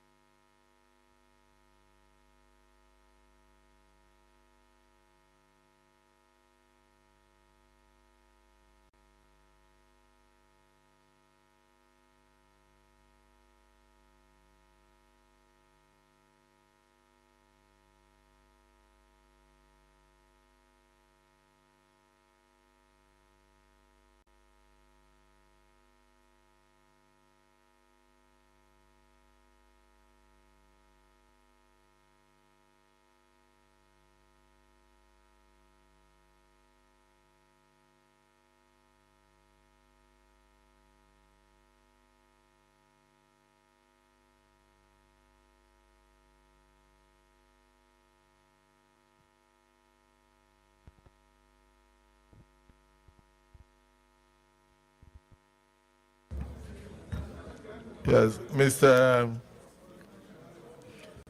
Honorable Dr. Olubumi Tunji Ojo, you are welcome. Congratulations on your nomination by Mr. President. So, if you have any, just give us a summary of your resume. I notice you are currently a member of the House of Representatives, and you were also in the 9th House of Representatives. So give us a resume of just a summarized version. Thank you, distinguished President of the Senate, the leadership of the Senate of the Federal Republic of Nigeria, distinguished senators of the Federal Republic of Nigeria. Let me start by appreciating God Almighty for the unique privilege He has given me this opportunity. My name is Honorable Olubumi Tunji Ojo. I was born on the 1st of May, 1982. I hail from Okeagbe Akoko in Akoko Northwest Local Government of Ondo State. I was a member of the Ninth Assembly and presently a member of the 10th Assembly in the House of Representatives. In the Ninth Assembly, I was chairman of the Committee of Niger Delta Development Commission, the NDDC, in the Ninth Assembly. And in the, at the moment, I'm a serving member. My details are as iterated in the resume. I went to my primary school, starting from Hagda International in Kaduna, then to Universal Primary School in Akure. Then my secondary school, Futa Staff Secondary School, Akure. Then my university, I started from Obafemi Awolowo University, Electrical Electronics Engineering, then moved to University of North London for my first degree in Electronics and Communication Engineering. And I'm also an alumnus of the Britannia Training Academy, where I qualified as a certified ethical hacker in the year 2006. Before being elected to the parliament in 2019, I was into private practice.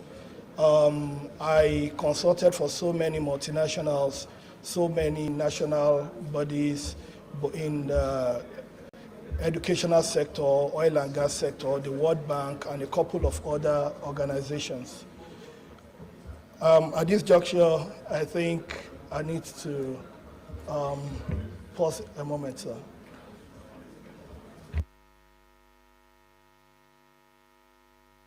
Yes, Sadiq, Senator Sadiq. Thank you, Mr. President, my distinguished colleagues. Nominee, congratulations. As a honorable member, we know the principle is, we allow you to take a bow, which is good. However, for the purposes of doing a clean job, this is the Senate of the Federal Republic. So we want to be sure that when we clear you, we can be sure we've done a very good job. Your NYC certificate versus, your date of birth. You were born in 1982, correct? And in your NYC certificate, I have two concerns, just to clarify, so that we are sure that, you served between 28 November 2020.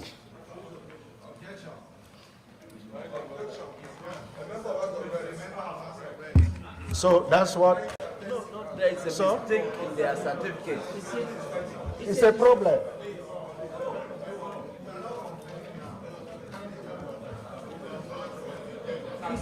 Is it a topographical error?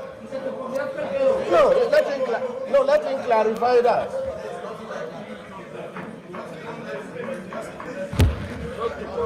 Yeah, that's what I want to. He needs to clarify. Mr. Chair. Distinguished colleagues, when we are handling the confirmation, the nominees are not going to be before us again. And there is what they call the rule of odi auterem patem. Let the other side be heard. So if he has made any observation, let the nominee clarify it and take a bow. It's not an issue. But you wouldn't have another opportunity. Otherwise, outside there, people will think that we are covering up anything when we are not covering up anything. Yes. Thank you very much, Mr. President, Chair. For emphasis, like I said, we still need to protect the institution that we are all proud of and is part of this institution. So I just want a clarification. There's a discrepancy between when you were born and when you serve, including when the DG sign your NYC certificate. Because NYC certificates are always signed the same date with when you serve. But there's a discrepancy in your, can you please clarify, just for the record, so that we are sure, we've done a good job. Thank you. Okay. Thank you, distinguished Senator. Let me first of all say that I graduated in 2005 in the United Kingdom. And I think by law, establishing the NYSC, according to the law establishing the NYSC, it's from the date of your graduation. If you are below 30 or you are above 30, that's when you are accepted. So even if you come back to Nigeria and you want to serve at any point in time, once you graduate before the age of 30, it's an obligation to the nation that you have to perform it. So that is, it's as simple as that, sir. Yeah.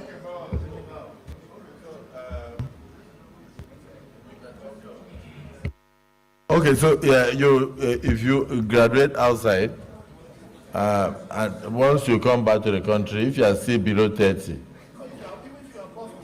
even if you are above 30, if you graduate before 30, you should go ahead and serve. Which is the one that you get exemption? Exemption. If you are above 30, you get exemption. But if you are below 30, you can serve. So, distinguished, I just want, in line with our practice here, is there anybody from Ondo State that would like to say something? Why Jimo? Oshuole, you're not from Ondo State now. Is there anybody from Ondo? Okay, Jimo, if you are the only one from, oh, no, San, please. Thank you, Mr. President, sitting as chair. Adeni Adegbomire, Ondo Central. My understanding of what the nominee is saying is that what the law says is that you have an obligation to serve from the day you graduate. So let's assume that you graduate at 28, but you are not in the country. You are abroad, and you come back at 35. That's why the fact that you have returned to Nigeria at 35, you still have to go and serve. And that's what he's saying. That yes, I have been out of the country, but by the time I came back, I graduated before 30. I still had that obligation to serve. And that's my understanding of what he was trying to, message he was trying to pass on, and that is the law. Apart from that, I think that having clarified that, my view is that having extended the privilege of being a member of the House of Reps to everybody, I see no reason why we should not extend the same privilege to the nominee. I therefore most respectfully, sir, Mr. President, sitting as chair, seek your Excellency's indulgence to permit the nominee in our tradition to take a bow and go. Thank you very much. Yes, in line with the demands of our rules, you may take a bow.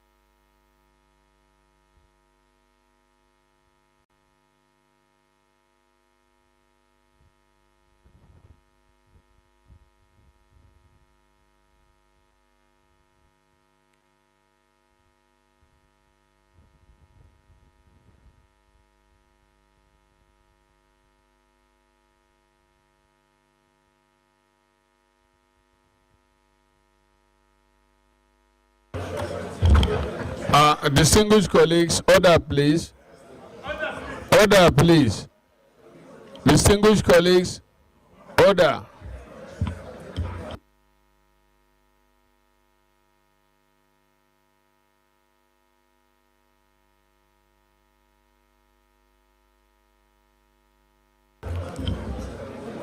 The chair. Chair, Senate President sitting as chair, can we proceed, please?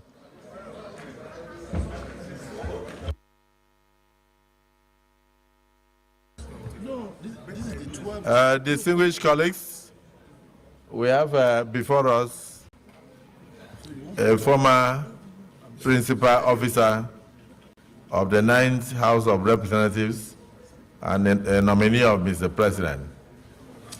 Can you quickly just say one or two things about yourself before we apply the tradition of the Senate and of the National Assembly? Thank you, Mr. President. Mr. President, Deputy Senate President, principal officers of the House, of the Senate, distinguished senators of Federal Republic of Nigeria. Good afternoon, everybody. I am glad to be in your midst today. My name is Nkiru Kachidube Monye Jocha. I was a member of House of Representatives from 2007 to 2023. I was a commissioner in Abia State in 2002 and later became local government chairperson of Umunochi, local government area of Abia State, before I contested for House of Representatives in 2007. I am a PhD holder in political science from University of Nigeria, Nsukka. I obtained master's degree in international affairs and diplomacy from Imo State University in 2006. And also master's in transport management from Ladoke Akintola University. I am a lawyer. I was called to bar in 2019, and I graduated from University of Abia State University, Abia State. And right now, I am also back to my constituency to do the best I know how to do, which is being with my constituents. And distinguished colleagues this afternoon, I thank you for obliging me to introduce myself and to pledge my loyalty to Federal Republic of Nigeria and National Assembly, and my party, of course, All Progressive Congress. Thank you, and God bless you all.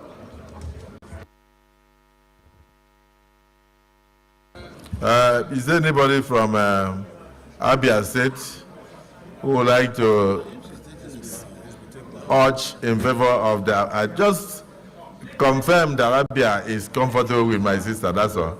Darlington. Thank you, Mr. Senate President. My name is Darlington Nwokocha. I speak for the entire Nigeria, but at the Central in particular.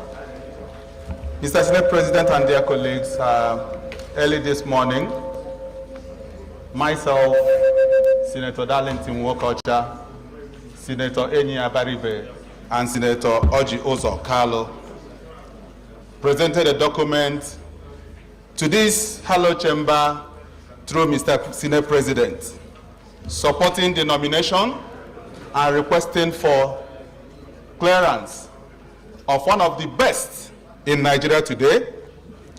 Having seen and gone through her resume, having interacted with her all over the years, She is 360 degrees qualified in the three arms of government: the legislature, the executive, and the judiciary. She is a lawyer. She has been a local government chairman and commissioner, and also a serial legislator. She has featured in this chamber for so many years and so many times, revolving, and effectively gotten to be the highest, one of the principal officers in House of Representatives. And I'm sure she has chaired so many ad hoc committees.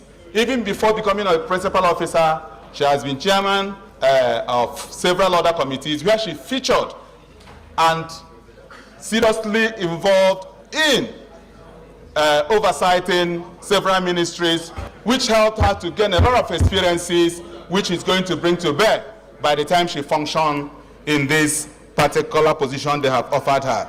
And also, being gender sensitive, she's one of the best women that we feature in this government. So we're very proud of her, that we're loaning her to the entire Nigeria, and we believe that she's going to function and give Nigeria all Nigeria would deserve within this time. Therefore, on behalf of the Abia Senator Caucus, and on behalf of all the people, the Southeast, and the entire Nigeria, we want to bring to the fore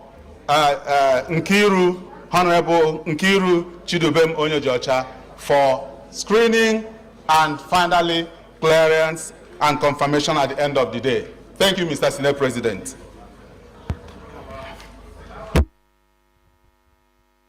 Yes. Take a bow.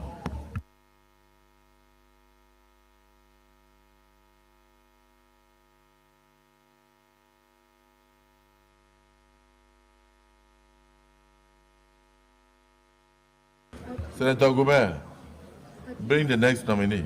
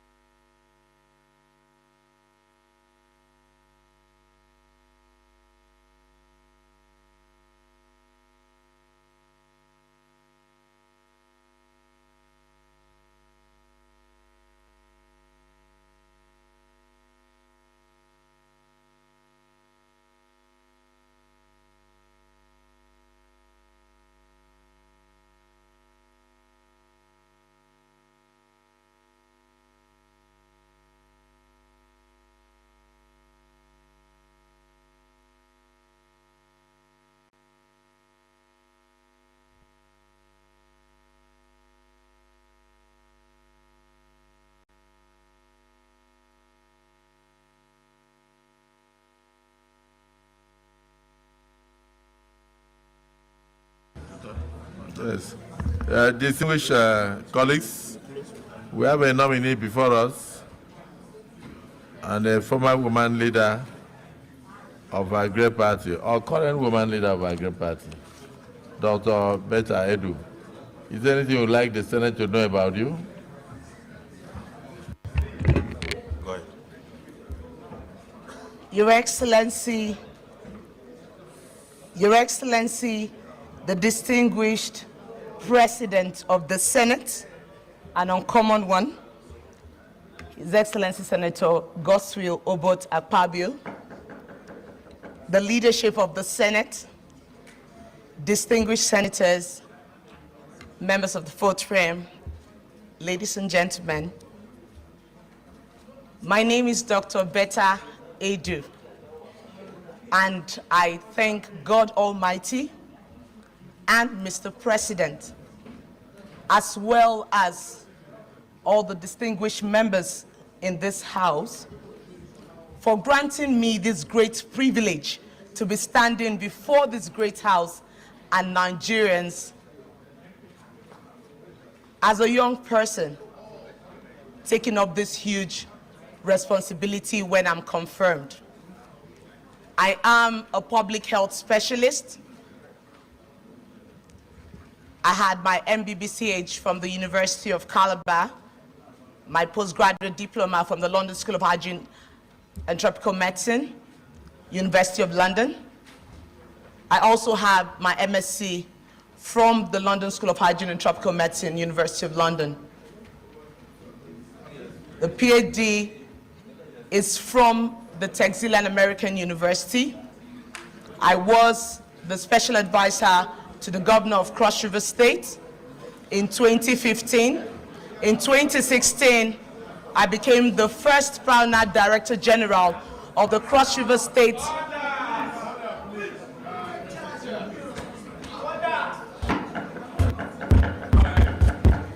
I became the Pioneer Director General of the Cross River State Primary Healthcare Development Agency, one with which we built from the scratch.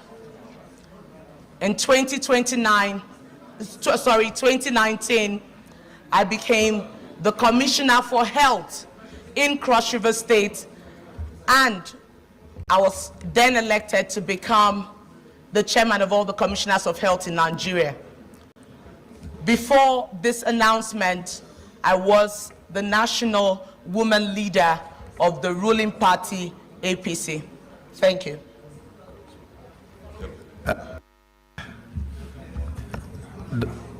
Doctor, well, congratulations on your nomination. Before Asukwa says anything, let me hear from a veteran administrator, His Excellency Benga Daniels.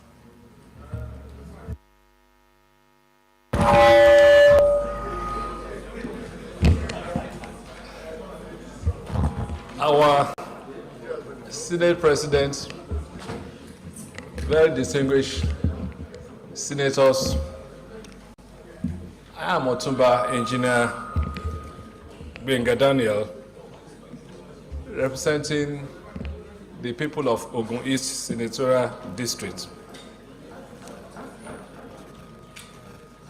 Although I'm not from Cross River State, but I'm very proud to recommend the nominee to my colleagues. I've had the privilege of meeting her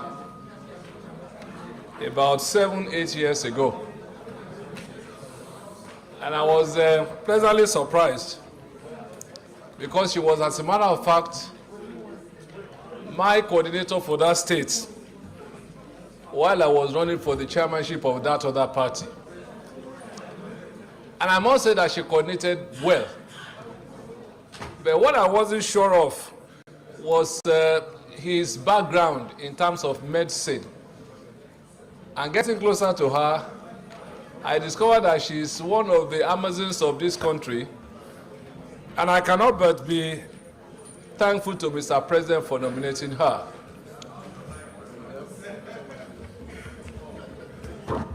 I should on my mark. Mr. President, sir, I was also not surprised when he emerged as the national. You know, she's here as a nominee of the President for the office of Minister of the Federal Republic of Nigeria. So whatever she did in the past, representing you in your ambition to be chairman, will not be the issue now. Nigerians want to know what she will bring on the table as a minister. And then you also mentioned that it was 12 years ago. Then when you got very close to her, you now. So please, let's not personalize any issue. Let us limit ourselves to the nominee and why she's here before us in this hallowed chamber. So, you may continue.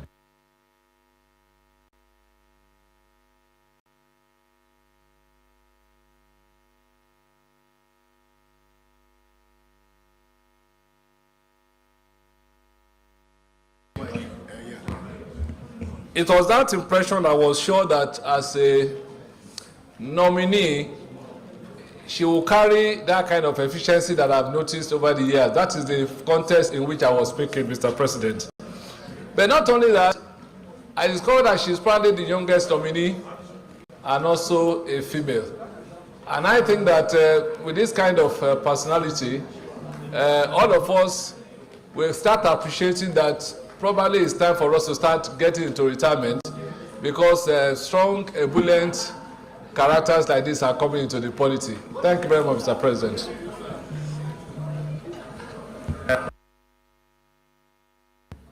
The civil senator, Sani Musa, I know what Asukwa wants to say, so that's why I'm avoiding him. Thank you, Mr. President, sitting as chair. My distinguished colleagues, my name is Mohammed Sani Musa, representing Naija East.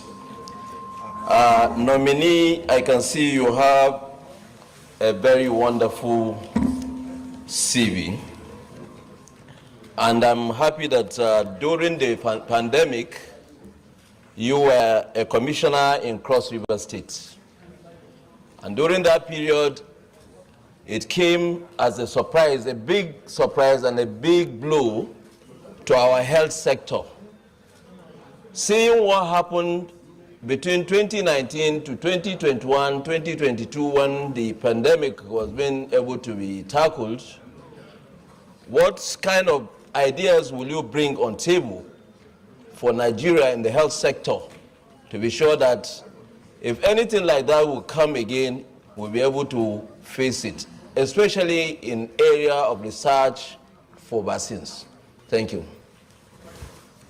Please, because she's going to answer questions. He has just asked a question. If anybody wants to make a speech that has to do with accolades, please, you suspend until she answers the real questions. Yes, so distinguished Senator Jaribe, you wanted to answer questions. Is it? Okay, so you speak last. Senator Ningi. Mr. President, my name is Senator Ningi, and I represent Bauchi Central, Bauchi State. Mr. President, my question to Dr. Betta. First of all, I would like to, I'm delighted that she's back in Nigeria after studying abroad. But doctor, you will notice that over 60% of Nigerians made doctors that this country has produced are no longer in our shows. And you have been away, you studied abroad, and you have seen doctors working abroad, and you are back here, and you have seen our doctors working. What will you now say is the reason for most of these doctors leaving? And what will you advise the government going forward? Right now, our doctors are also on strike. How do we make sure that you make our doctors stay in, work for the benefit of Nigerians, and then making sure that the doctors also don't go on strike? When doctors go on strike, it means clearly loss of lives at every given time. If you are made a minister, what do you now tell the president? If you are made a minister in health,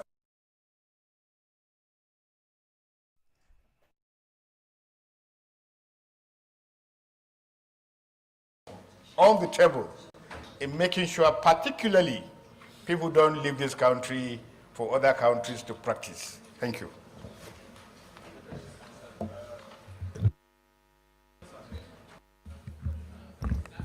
Distinguished Senator Idiot.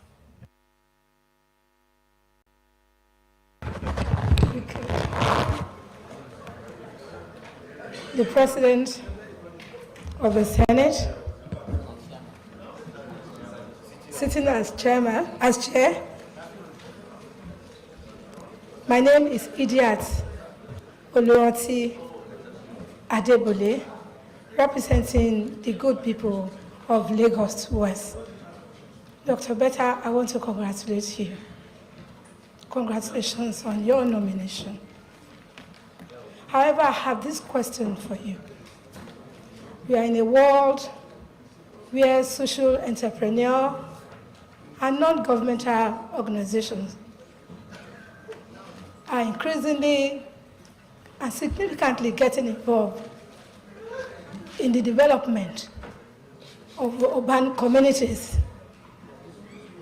how well are you going to use your office to make sure that majority of our women are part of this development of the urban communities?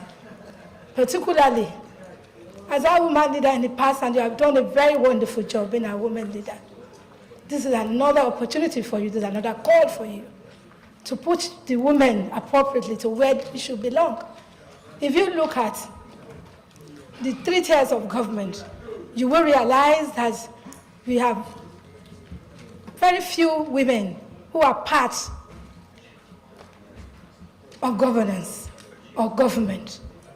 How best are you going to also use your office to ensure that we have many women in position of responsibility in this country? We have what it takes to be there. We have everything. We have everything that it takes for women to be up there. How best are you going to continue? I use the word continue purposely. Are you going to continue to ensure that we are where we should be? Thank you, and God bless you. Thank you. Affirmative action. Distinguished Senator Osita Ngu. Thank you, Mr. President. My name is Osita Ngu. I am here on behalf of the people of Enugu West. Congratulations, nominee, for what you have achieved at a very young age. I think the youths of Nigeria should be very proud of you. I ask you just one question. The National Health Insurance Scheme has been existing for more than 15 years. But so far, we have about 10% coverage. What do you think, or how would you, assuming your portfolio is in health, how do you think this can be extended to cover more of Nigerians? And how would we make healthcare service affordable to Nigerians? Thank you very much.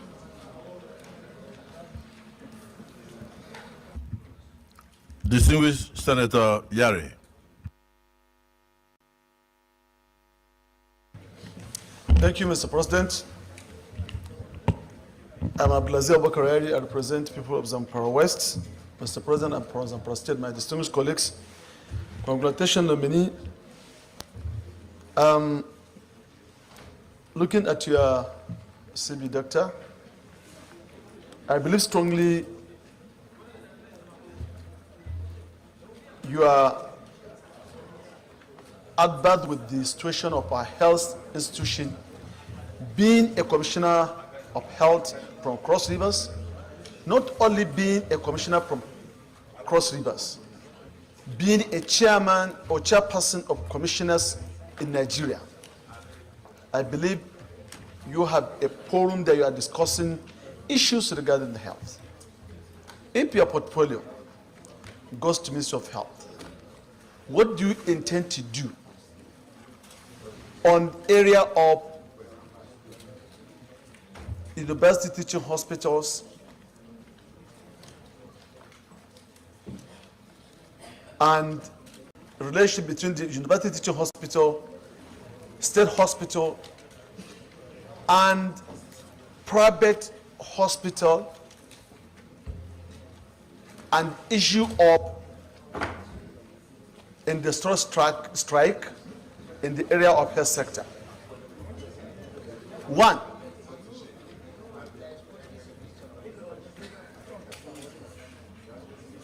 federal medical centers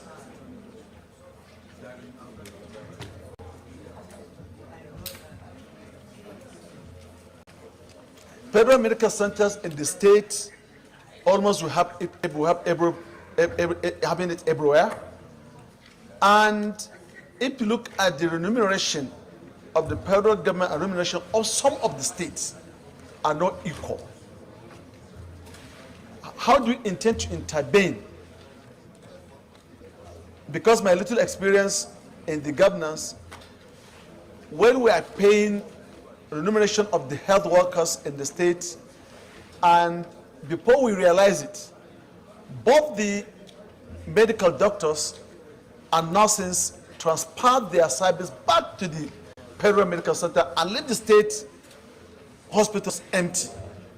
How do you intend to work with the state, federal government, private practitioners, and see how we can harmonize their remuneration so as that we can have a better health delivery in that sector? One. Two, most of the services you knew in abroad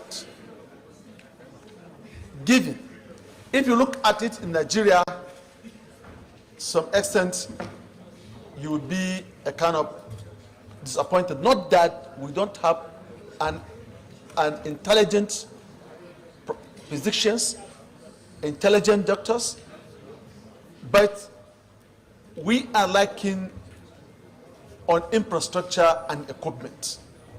In that regard, what do you intend to bring on board to support the health sector to improve in terms of having equipment to work and bringing our doctors like you there in abroad coming back home to serve Nigerians? Thank you very much.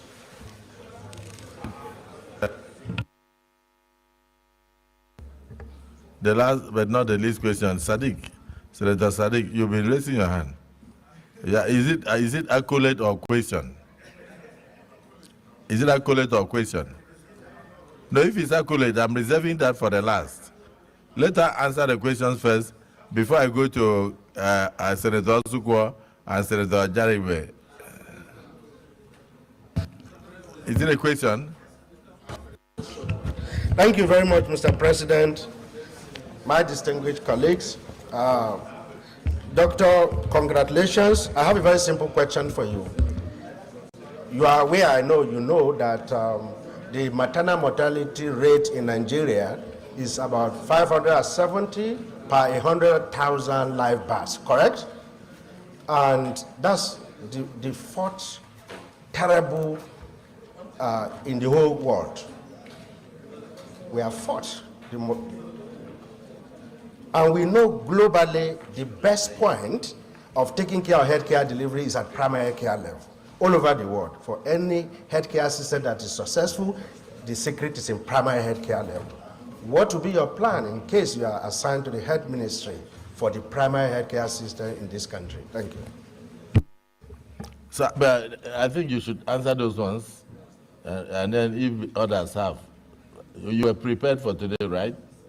Go ahead.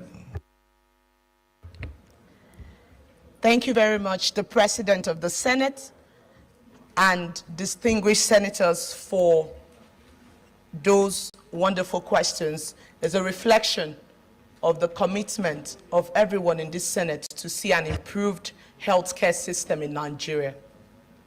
Indeed, Nigeria should be headed at the speed of light to achieve universal health coverage. That means healthcare for all, irrespective of whether they have the money, they are from any tribe, or they belong to any religion. They should, wherever they are, be able to have access to quality healthcare. For us as a country, we have challenges that stare us in the face, beginning with governance and leadership of the health sector, fragmentation, duplication, wastage of funds, poor coordination amongst key players in the health sector. Nigeria suffers right now from what they call the Japa syndrome, where doctors and other health workers are leaving the country in their drones. The World Health Organization recommendation is that we should have 1 doctor to 600 patients, but in Nigeria it's basically 1 doctor to 5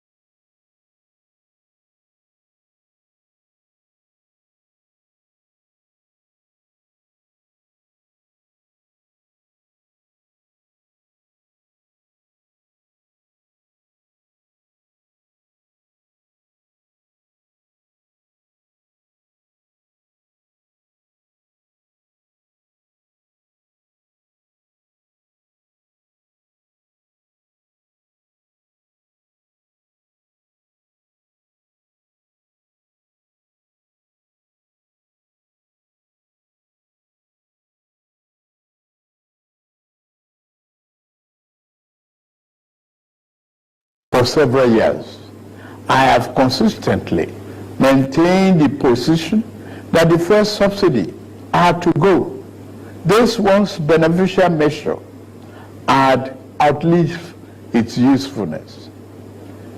The subsidy cost us trillions of naira yearly, such as a vast sum of money would have been better spent on public transportation, health care, school, housing, and even national security. Instead, it was being funneled into the deep pocket and lavish bank account of a selected group of individuals. This group had amassed so much wealth and power that they became a serious threat to the fairness of our economy and the integrity of our democratic governance. To be blunt, Nigeria could never become the society it was intended to be as long as such small, powerful, yet unelected groups hold enormous influence over our political economy and the institutions that govern it. The whims of the few should never hold dominant sway over the hopes and aspirations of the many. If we are to be a democracy, the people and not the power of money must be sovereign. The preceding administration saw this looming danger as well. Indeed, it made no provision in the 2023 appropriation for subsidy after June this year. Removal of this once helpful device that had transformed into a millstone around the country's neck had become inevitable. Also, the multiple exchange rate, the system that had been established became nothing but a highway of currency speculation. It diverted money that should have been used to create jobs, build factories, and businesses for millions of people. Our national wealth was doled out on favorable terms to a handful of people who had been made filthy rich simply by moving money from one hand to another. This too was extremely unfair and is not acceptable. It also compounded the threat that the illicit and mass accumulation of money posed to the future of our democratic system and its economy.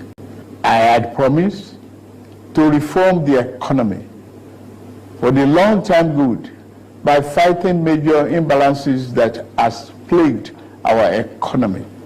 Ending the subsidy and the preferential exchange rate system were key to this fight. This fight is to define the fate and future of our nation. Much is imbalance. Thus, the effect in our economy immensely profited a tiny elite, the elite of the elite, you might call them. As we move to fight the flaws in the economy, the people who grow rich from them predictably will fight back through every means necessary. But we are ready. Our economy is going through a tough patch, and you are being hurt by it, I know. The cost of fuel has gone up. Food and other prices have followed it. Households and businesses are struggling. Things seem anxious and uncertain. I understand the hardship you face. I wish there were other ways, but there is not. If there were, I would have taken that route, as I came here to help, not to hurt the people and the nation that I love so dearly. What I can offer in the immediate is to reduce the burden of current economic situation, which has imposed on all of us, most especially on businesses, the working class, and most vulnerable among us. Already, the federal government is working closely with states and local governments to implement interventions that will cushion the pains of our people across socio-economic brackets. Earlier this month, I signed 4 executive orders in keeping with my electoral promise to address unfriendly fiscal policies and multiple taxes that are stifling the business environment. These executive orders on suspension and deferred commencement of some taxes will provide the necessary buffers and headroom to businesses in manufacturing sector to continue to thrive and expand. To strengthen the manufacturing sector, increase its capacity to expand and create good paying jobs, we are going to spend 75 billion between July 2023 and March 2024. Our objective is to fund minimum of 75 enterprises with great potential to kickstart a sustainable economic growth, accelerated structural transformation, and improved productivity. Each of these 75 manufacturing enterprises will be able to access 1 billion credit at maximum of 9% per annum, with maximum of 60 months repayment for long-term loans and 12 months for working capital. Our administration recognizes the importance of micro, small, and medium-sized enterprises and the informal sector as the drivers of growth. We are going to energize this important sector with 125 billion. Out of the sum, we will spend 50 billion conditional grant to 1 million nano businesses between now and March 24. Our target is to give a minimum of 50,000 each to 1,300 nano businesses owners in each of the 774 local governments across the country. Ultimately, this program will further drive financial inclusion by onboarding beneficiaries into the formal banking system. In like manner, we will fund 100,000 MSMEs and startups with 75 billion. Under this scheme, each enterprise promoter will be able to get between 500,000 and 1 million at the maximum 9% interest per annum and repayment period of 36 months. To further ensure that food prices and the items remain affordable, we have had a multi-stakeholder engagement with various farmers and associations and the operators within the agricultural value chain. In short and in immediate terms, we will ensure stable food are available and affordable. To this end, I have ordered release of 200,000 metric tons of grains from strategic reserves to households across the 36 states and FCT. To moderate prices, we are also providing 225,000 metric tons of fertilizer, seeding, and other inputs to farmers who are committed to our food security agenda. Our plan to support cultivation of 500,000 hectares of farmland and all year-round farming practice remain on course. To be specific, 200 billion out of the 500 billion approved by the National Assembly will be disbursed as follows. Our administration will invest 50 billion each to cultivate 150,000 hectares of rice and maize. 50 billion each will also be earmarked to cultivate 100,000 hectares of wheat and cassava.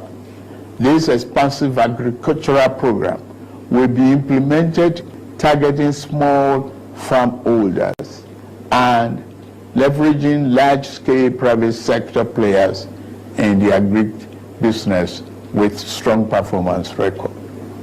In this regard, the expertise of developed financial institutions, commercial banks, and microfinance banks will be tapped to develop a viable and appropriate transaction structure for all stakeholders. Fellow Nigerians, I made a solemn pledge to work for you, how to improve your welfare and living conditions. It's of paramount importance to me, and it is the only thing that keeps me up day and night.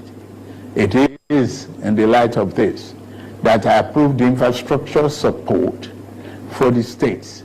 This new infrastructure fund will enable states to intervene, to invest and reinvest in critical areas and bring relief to many of the pain points, as well as revamp our decaying healthcare and educational infrastructure.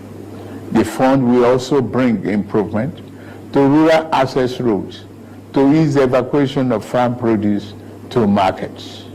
With the fund, our state will become more competitive and on a stronger financial footing to deliver economic prosperity to Nigerians. Part of our program is to roll out buses across state and local government for mass transit at a much more affordable rate. We have made provision to invest 100 billion between now and March 2024 to acquire minimum of 3,000 units of 20-seater CNG fuel buses. These buses will be shared to major transportation companies in the state using the intensity of travel per capita.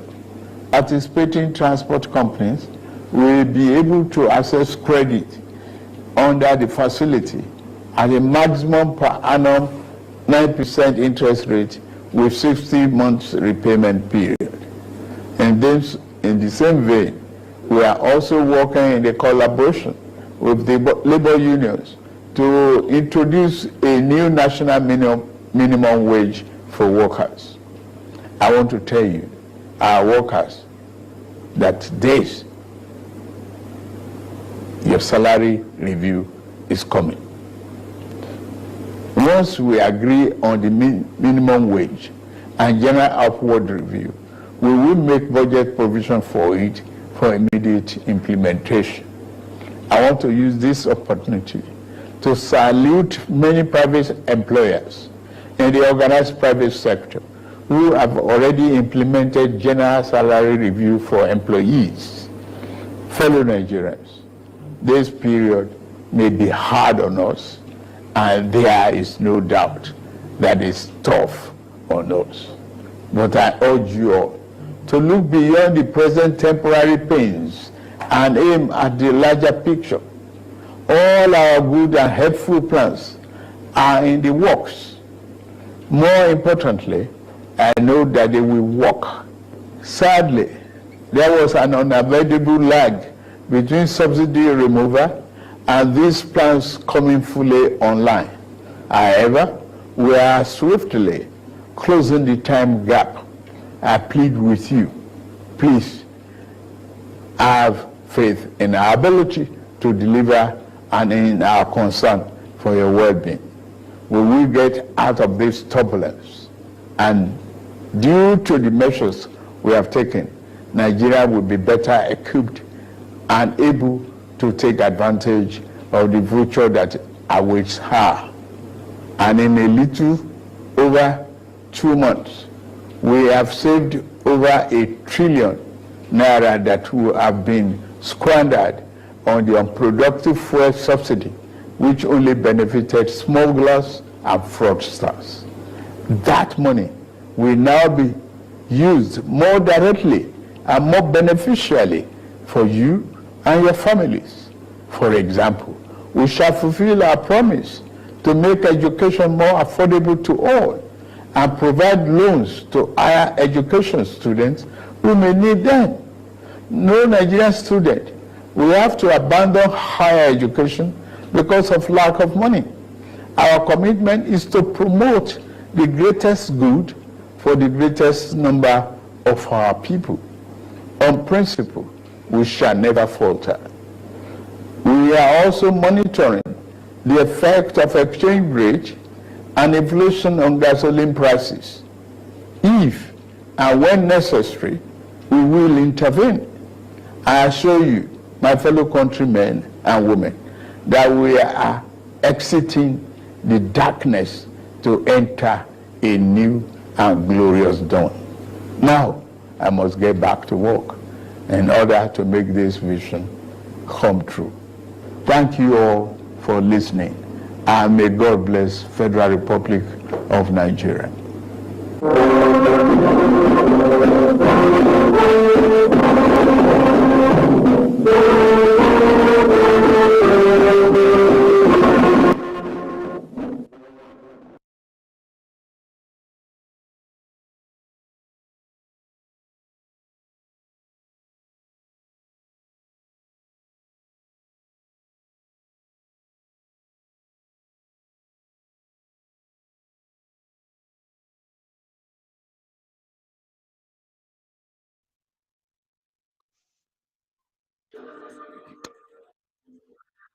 All right, J-Boy. J-Boy.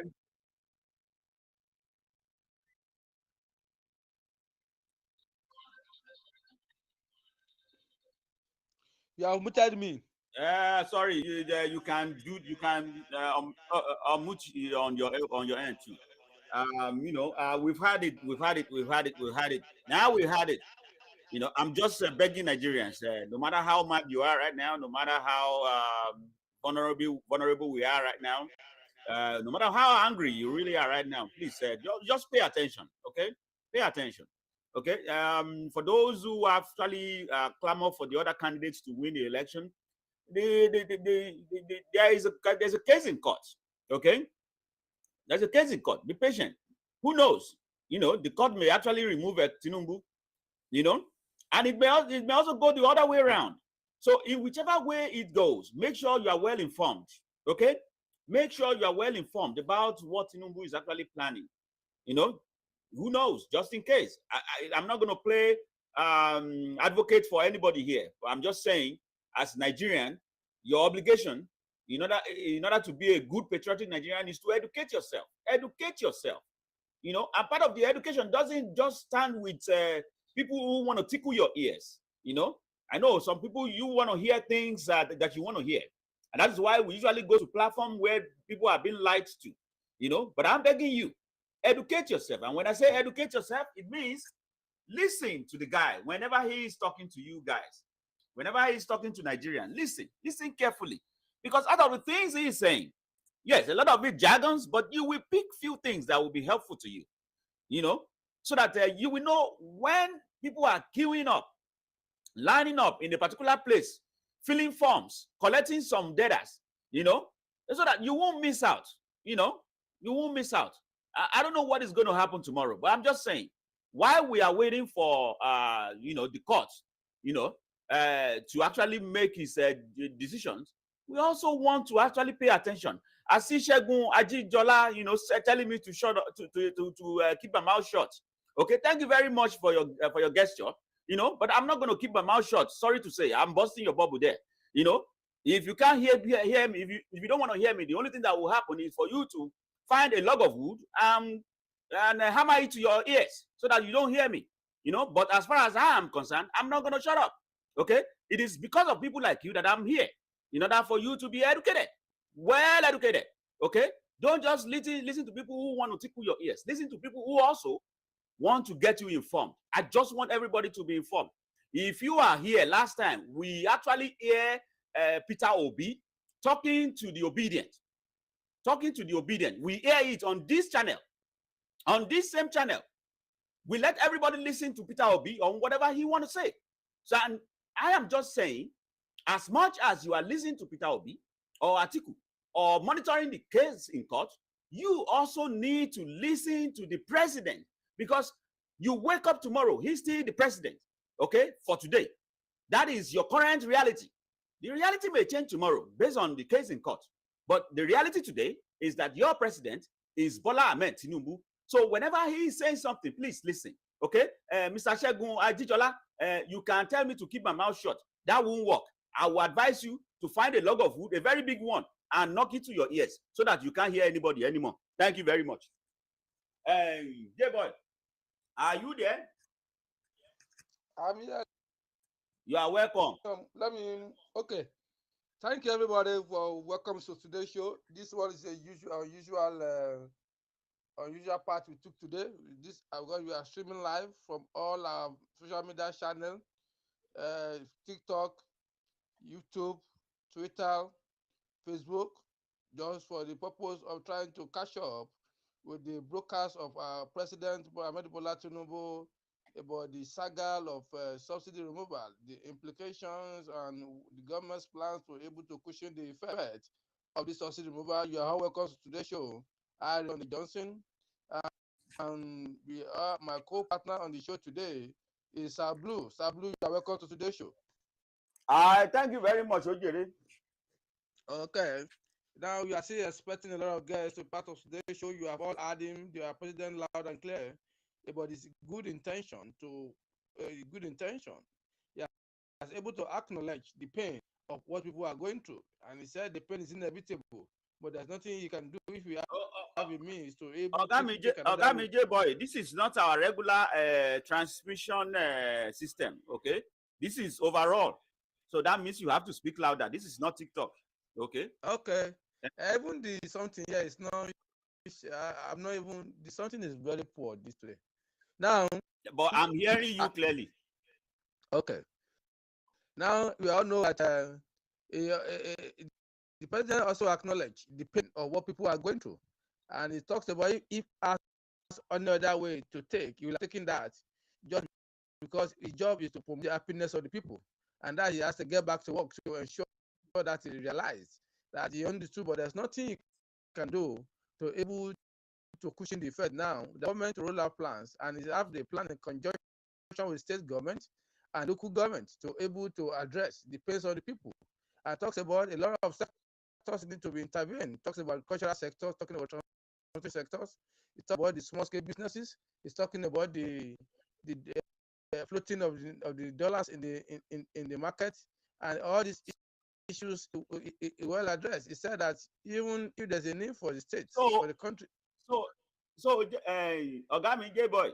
Yes. Why we are actually reiterating some of the things we've just heard from the president, it is highly important to address this issue of uninformed Nigerians.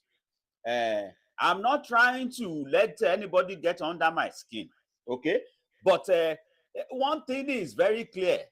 Unfortunately, our kids today, our youth today, who happen to be the tomorrow of us that we are always saying, we say this is our youth, our tomorrow. They are busy wearing dresses, okay? They are busy wearing women dresses here and there. Did you see the University of Delta last time? Mr. Segun Ajijola, I'm still talking to you. Your youth like you are busy wearing dresses, okay? These are the youth that we trust to actually lead our country tomorrow. But guess what? When the last time we were hearing that the refinery, the Dangote refinery actually went ahead and hired expatriates, okay? And people were saying, why would he hire expatriates? When I say expatriates, Mr. Segun Ajijola, because you don't know what that means. So, expatriate means people from abroad, foreigners, okay? He hired foreigners instead of hiring you, okay? You are busy on social media telling people to shut up, but Oyibo are getting your jobs. Now, instead of hiring Nigerians, he went ahead and hired expatriates. Do you know why? I will tell you why. Because most of the skill required to actually work at this refinery, no Nigerian youth actually possess that skill. The Nigerian youth that have that skill have already traveled abroad. They are working in Texas. They are working in other places that have ExxonMobil, other oil company around the world, not in Nigeria, because Nigeria has no refinery. The only thing we can also dream now is that we can have those training back, those vocational training that can actually put that skill back to Nigerian youth. Some of you, instead of actually talking nonsense online, go and register to some school that will train you how to actually work in a refinery. Maybe tomorrow, you can actually get a job that will be able to feed your family. Stop hiding yourself behind the keyboard and stop typing nonsense. Go and get a vocational study that can give you enough knowledge to be able to work in these sectors. Because I see something here that some people are not seeing, and my eyes is so deep because I've been around for a while. My eyes is so deep, and when an elder eyes is so deep, that means he's seeing a lot. Okay, I'm seeing a lot, but some of you are not seeing it. You are busy gallivanting all over the place on social media and be yelling on top of each other's voice and be calling each other's names. Whatever your plan is, even if you are planning to go and torpedo government in Abuja, good luck to that, good luck to you, okay? But one thing is clear for me. For some of you who actually are thinking about the well-being of Nigeria, if you are really thinking about the well-being of Nigeria, let us start moving ahead towards that, which is finding a solution-based situation that can actually help Nigeria, okay? The same brother is replying me back, and I will tell you, it's the same problem you are having. You are getting your information from conspiracy theorists. You are not getting it from the real source. Unfortunately, I pity you. Okay, I wonder what kind of education you have right now. But go and register for a vocational study that can get you a good job. It's coming very soon. Be there. Oh man, Jarunpa is not going to get you anywhere. Anyway, don't let me spend all my time on you because you are becoming irrelevant to yourself now. Let me spend enough time to people who really want to do something with their life. Okay? People who really want to do something with their life. Hear me now. Okay? Listen carefully to whatever Tinubu is telling you out there. You can also listen to other people who are criticizing Tinubu, that is criticizing him based on serious facts. Okay? We here at Opiton TV, we criticize Tinubu every time. Every time. But it's only that some people want to hear some things all the time. They don't want to hear the other side. We are not like that. We give you the plain truth from both sides. Okay? The day Tinubu misstep, we will call him out right here. The day Tinubu is doing the right thing, we will also call him, say, talk about it. We are not here to hide any face for anybody. Anything in the face value, you will know. Right from here, you will know. Okay? Our concern is that Nigeria become better. It doesn't matter who the president is. If the court ruled today that the Peter Obi should go and be reinstated and gain the presidency, fine. We will all clamor behind him. But let me be sure with you guys. Even Peter Obi knows that he has no case in court. Unfortunately, I will tell you one reason. The only one reason is this. While Atiku was busy fighting Tinubu in court, presenting different cases, for example, the 25% of Abuja, it's only Atiku that presented that case. For example, challenging Tinubu's certificate, it's only Atiku that presented that case. For example, challenging Tinubu's running mate in court, if he is actually qualified to be where he is, it's only Atiku that is challenging that case. You know, the only case that Obi has in court is against INEC. It's against INEC. And you people are dreaming that Obi is automatically going to become the president, even when he has no case in court that is actually challenging the president. The only person so far who has that case in court for now is Atiku. So, if anyhow, somebody is going to win that case in court, that means Atiku is going to be the next president. Go and sink that one into your ears. That is the essence of true information. When you don't know the true fact, you keep misbehaving here and there and be telling yourself some rubbish. It is unfortunate. I really wish Obi has the right case in court, but he doesn't. He doesn't. The only case he has in court so far, as I'm talking to you right now, his case against INEC.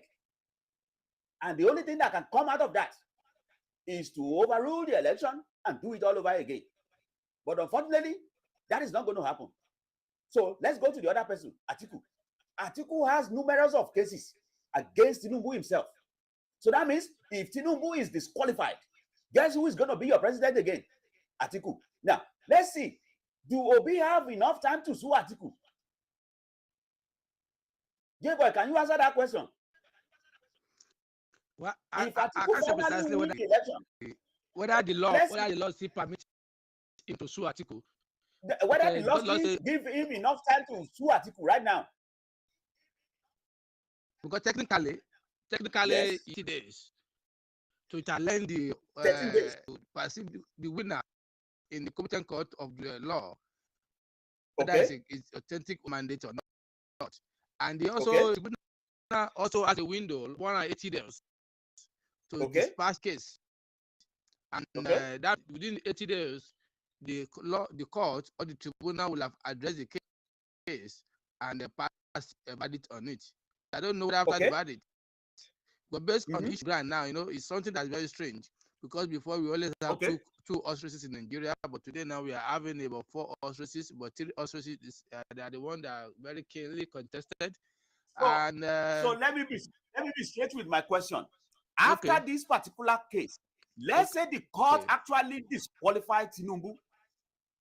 Let's just imagine that it happened. Automatically, it means that Atiku wins the case. Atiku goes to the presidency. Now, my question to you again: do Peter Obi and Labour Party have enough time to sue Atiku? I doubt it, because the window have closed. I think the window is just 30 days. I think Labour should have challenged both Atiku Tinubu and Atiku together, that Atiku mandate is illegitimate. I think that should have been the obvious route you should have taken. But when you see the obedient legal teams, like they are bereft of ideas. That's my little understanding, because I have a cross fertilization with people that with a legal mind, especially those people in the side of Tinubu that are leading the council of Tinubu. There's some guys there, my friend, I've talked to him and I've chatted with him. It made me clear that Obi has no case. He said that the only person that is challenging them is authentically is Atiku. Is the one that have a good case that they need to work assiduously to defend, and that's the only one. But because Obi himself also confessed that he's not challenging the yes, he said that earlier, that he's not challenging Tinubu, that he's only challenging the process. Challenging the process that produced him. And Paraventure is not saying Tinubu did not win. He has never linked him to that.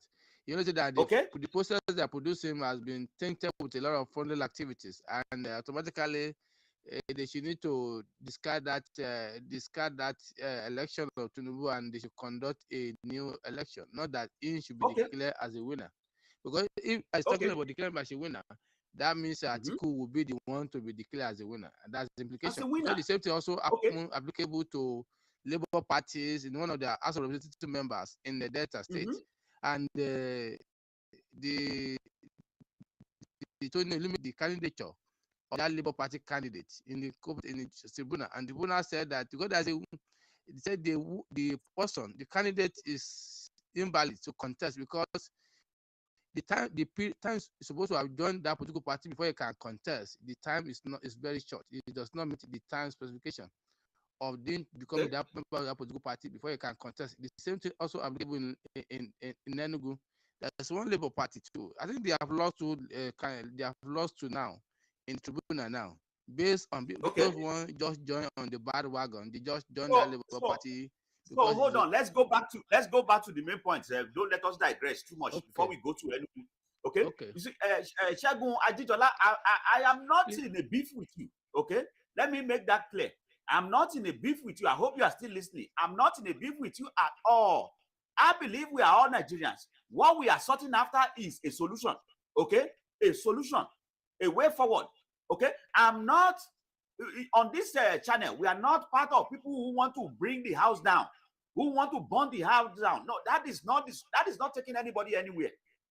As a matter of fact, some of you who are calling for military regime, I know some of you were born yesterday, but some of us that have been around in all the military regime in Nigeria, we can tell you what you will be expecting under military regime. Okay, Chebi, we all have all the freedom to be typing anything on the line now. Abi, we can say anything we want online now. Okay, when the military come, I can assure you one thing: no Nigerian will be able to go to Facebook again and type anything. No Nigerian will be able to go to Twitter again and type anything. They will take it away from you. And if you find a way to be talking somewhere in Nigeria, they will find you, they will pick you up, and they will lock you up forever. That's military for you. So keep clamoring for military to come. Okay? So, Mr. Segun Ajijola, let me come back to you. I am not in a beef with you at all. We are here to provide solutions. And I believe when you said earlier that I should keep my mouth shut, but believe me, a long time, okay? No. I'm not mad at all, okay? But okay? But cool down, cool down, cool temper. Let's calm down a little bit and assess things judiciously, like somebody who is actually an adult, who is wise. Because I believe you are over the age of 13 before you can actually join our forum. So now, the part you just had now from my analyst, did you hear that one before? Of course, I believe no, because all of you are actually expecting that Obi has a case. I wish he has a case, but he cannot win the case he did not file. It is as simple as that. There's no way Peter Obi or Labour Party can win the case they did not file. Only Atiku file a reasonable. Let me add to even is he suffering from the precedent that was started now? He said he's suffering from that. How that will not catch up with him as well too, because there's a time frame. There's a time frame to be a member of a political party before you can be their candidate. I don't know whether you are satisfied that time that was advanced by the PDP candidate in the Delta State from 2020. I know it's a Lumelu. And this former majority leaders in the House of Representatives. That was the case. It was advanced to against that candidate of a Labour Party, and he won the case. And now he has been declared the winner of that election. But they have now appealed. But we are still waiting for the verdict from the appeal. What appeal will also say that? You see the problem with go ahead. With now, and the same situation also is also built up against the candidature of Obi now in the tribunal. Whether because if that says Sisketro, fate will also befell on him. And that's why most of our youth, I think I want to use this platform and this forum and this opportunity to able to appeal to all of us. Don't allow emotions to always affect our sense of judgment and sense of reason. Don't allow your affiliation, your biasness to also define your reasoning. I think these are just simple issues we just apply our rational thinking just to address. There are a lot of people, there are a lot of youth outside there, they are making giant strides all over the world. Today, I was fortunate to listen to Dr. Betta Edo. The woman was a very vibrant woman. I look at her resume, it was intimidating and impressive. 36 years old woman want to become a minister for the Republic of Nigeria. At least very, very astonishing. And I also listened to another man too from Ondo State, Olubumi Ojo. And the guy, when I look at his CV, nice advocate.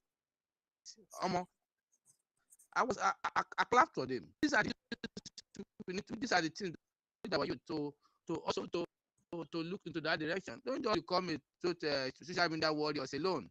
It will not take you. Unfortunately, you must be. You must try to be a positive agent of positive change. It's not. Let me tell you. I think it's a thing that we must also trying to champion on this platform. Society building is not only the responsibility of government alone. Individuals have their roles to play. Those ones that have been at the country before we know this thing better. I think somebody was telling me, look at the budget of Harvard. 50% are from private donors. But you don't find this in this part of this world. All the time we blame government. I did not feel hopefully, But what of the people that also have the capacity to contribute to add value to society? Are they doing their best? Are they doing their part? No. Even within the street, you others having about 2 or 3 cars at home, but you see everybody. I know it's not ideal. We must rally ourselves and see how we can able to uplift ourselves out of this road that we find ourselves in this part of this world. But based on our youth, I think our youth need to get themselves educated. They need to get themselves informed. They should not allow sentiment, badness.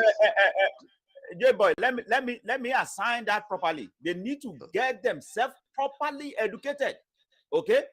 Because education is education, even if you are getting rubbish. But you need to get yourself properly educated. A lot of people out there are just full of baloney. All they want is to get views and rating. Look, let me tell you one thing. Olisa Green, I can see you. Thank you very much for that comment. But let me tell you one thing clearly.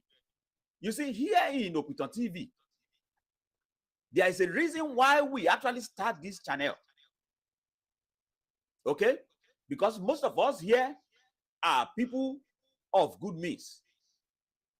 But we start this channel because of the way things are actually going among Nigerian youths. Listening to false information, fake news here and there. The education that they lack is now becoming a worse scenario. And so we came out in order to actually offer an alternative in which the truth is being said on all sides. I will remind you again, on Saturday, when Peter Obi was addressing the obedience on parallel facts on the Twitter, we join in, we hear it, we make sure everybody's listening to Peter Obi. That is us. We will let you hear both sides, A, B, and C, and everything along the line, as long as it's from the true source. That is what others will not do. They will let you know what Obi is saying. They will let you know what they are saying, but they're not going to tell you what other people are saying. And that is bad. That is bad. I'm not in a beef with any one of you, especially youths that are trying not to inform themselves. I'm just trying to tell you, this is not only to verify, but make sure you don't shut your ears to every information as long as you don't like it. For example, I was listening to a guy a while ago, and he said, I don't listen to Arise News. I don't listen to Arise News at all. I said, no. Don't do that. Don't do that. Don't do that. Because the moment you start saying that, that means you are putting yourself in a bubble. In a bubble. You know what a bubble is? Like you blow a balloon and you now drop yourself inside that balloon and you tie it up. So that means you cannot breathe the air from the outside. Only the air inside that balloon. No, you don't want to treat yourself like that. As a human being, you don't want to be in the prison of mind. You are in the prison of mind if you shut yourself out to other information and just want to listen to one information and one information only. People who want to tickle your mind. That means you are in the prison of mind. Okay? But liberate yourself. Listen to TVC, listen to Arise News, listen to AIT, listen to all of them. You'll be able to be the best judge of situation yourself and not people that you are listening to. But the moment you shut a particular information out, you said, no, because these people are talking about Tinubu, I'm not going to listen to them. No, I'm shutting you out because you are talking about Obi, I'm not going to listen to you. That is where the problem begins. That is where you now seclude yourself inside a darkness. And to come out of it will be very, very hard. Open your mind, kids. Open your mind. Listen to every information. Then you'll be able to judge it yourself if it is good enough for you or not. Don't let anybody judge for you. Okay? So, some of you are mad now because you listen to Tinubu giving a speech on this Opiton TV. But you were not mad when Peter Obi was saying his things on Saturday. You are hearing it on the same channel, but you did not get mad. Okay? How is that? How is that? Because you are trying to be in a bubble. Don't be in a bubble. Open yourself up and let air flow. The air of facts. Education. Good education. Because as far as I'm concerned, the dream I have, that is you, Nigerian youth, is so that you can grow and become stronger. We can rely on you to be able to hold Nigeria together. But if you keep going around, calling names, calling people names here and there, shutting people out if they are not saying things you want to hear, then you are not preparing yourself to be a good leader. Other people will overtake you. Trust me, believe it. Other people will leave you behind. If you start listening to things you want to hear alone, no, open yourself up to every information. Don't have a thin skin, have a thick one. A thick skin will accept all information. They let it flow. And then you'll be able to discern which one is best for you and which one is not. And then you verify. After all, Peter Obi himself said you should verify. Verify. Verify. You know? And verification doesn't mean that you have to listen to one thing and one thing only. Open yourself up to all information. Let it sink in. This is not a religion. In the churches, they will tell you not to listen to other church. Okay? That is a mistake. That is a mistake. Listen to other church. Hear them out. Okay? And then Yoruba says, if you have not reached another person's farm, you will think your papa farm is the biggest. Okay? But when you go to another person's farm, then you know that your papa farm is just the smallest. So I am wishing that you open yourself to more information and stop calling names. It's too childish. How old are you guys? How old are you? Telling people to keep their mouth shut, telling people they are this, they are that, they are fools. How old are you? Come on, guys, stop calling names. We are becoming more mature. Be mature, you know? And let me welcome my other let's good information, proper information, and stop deluding yourself. They have been incorporated into the decision-making process of this country, and which is a very good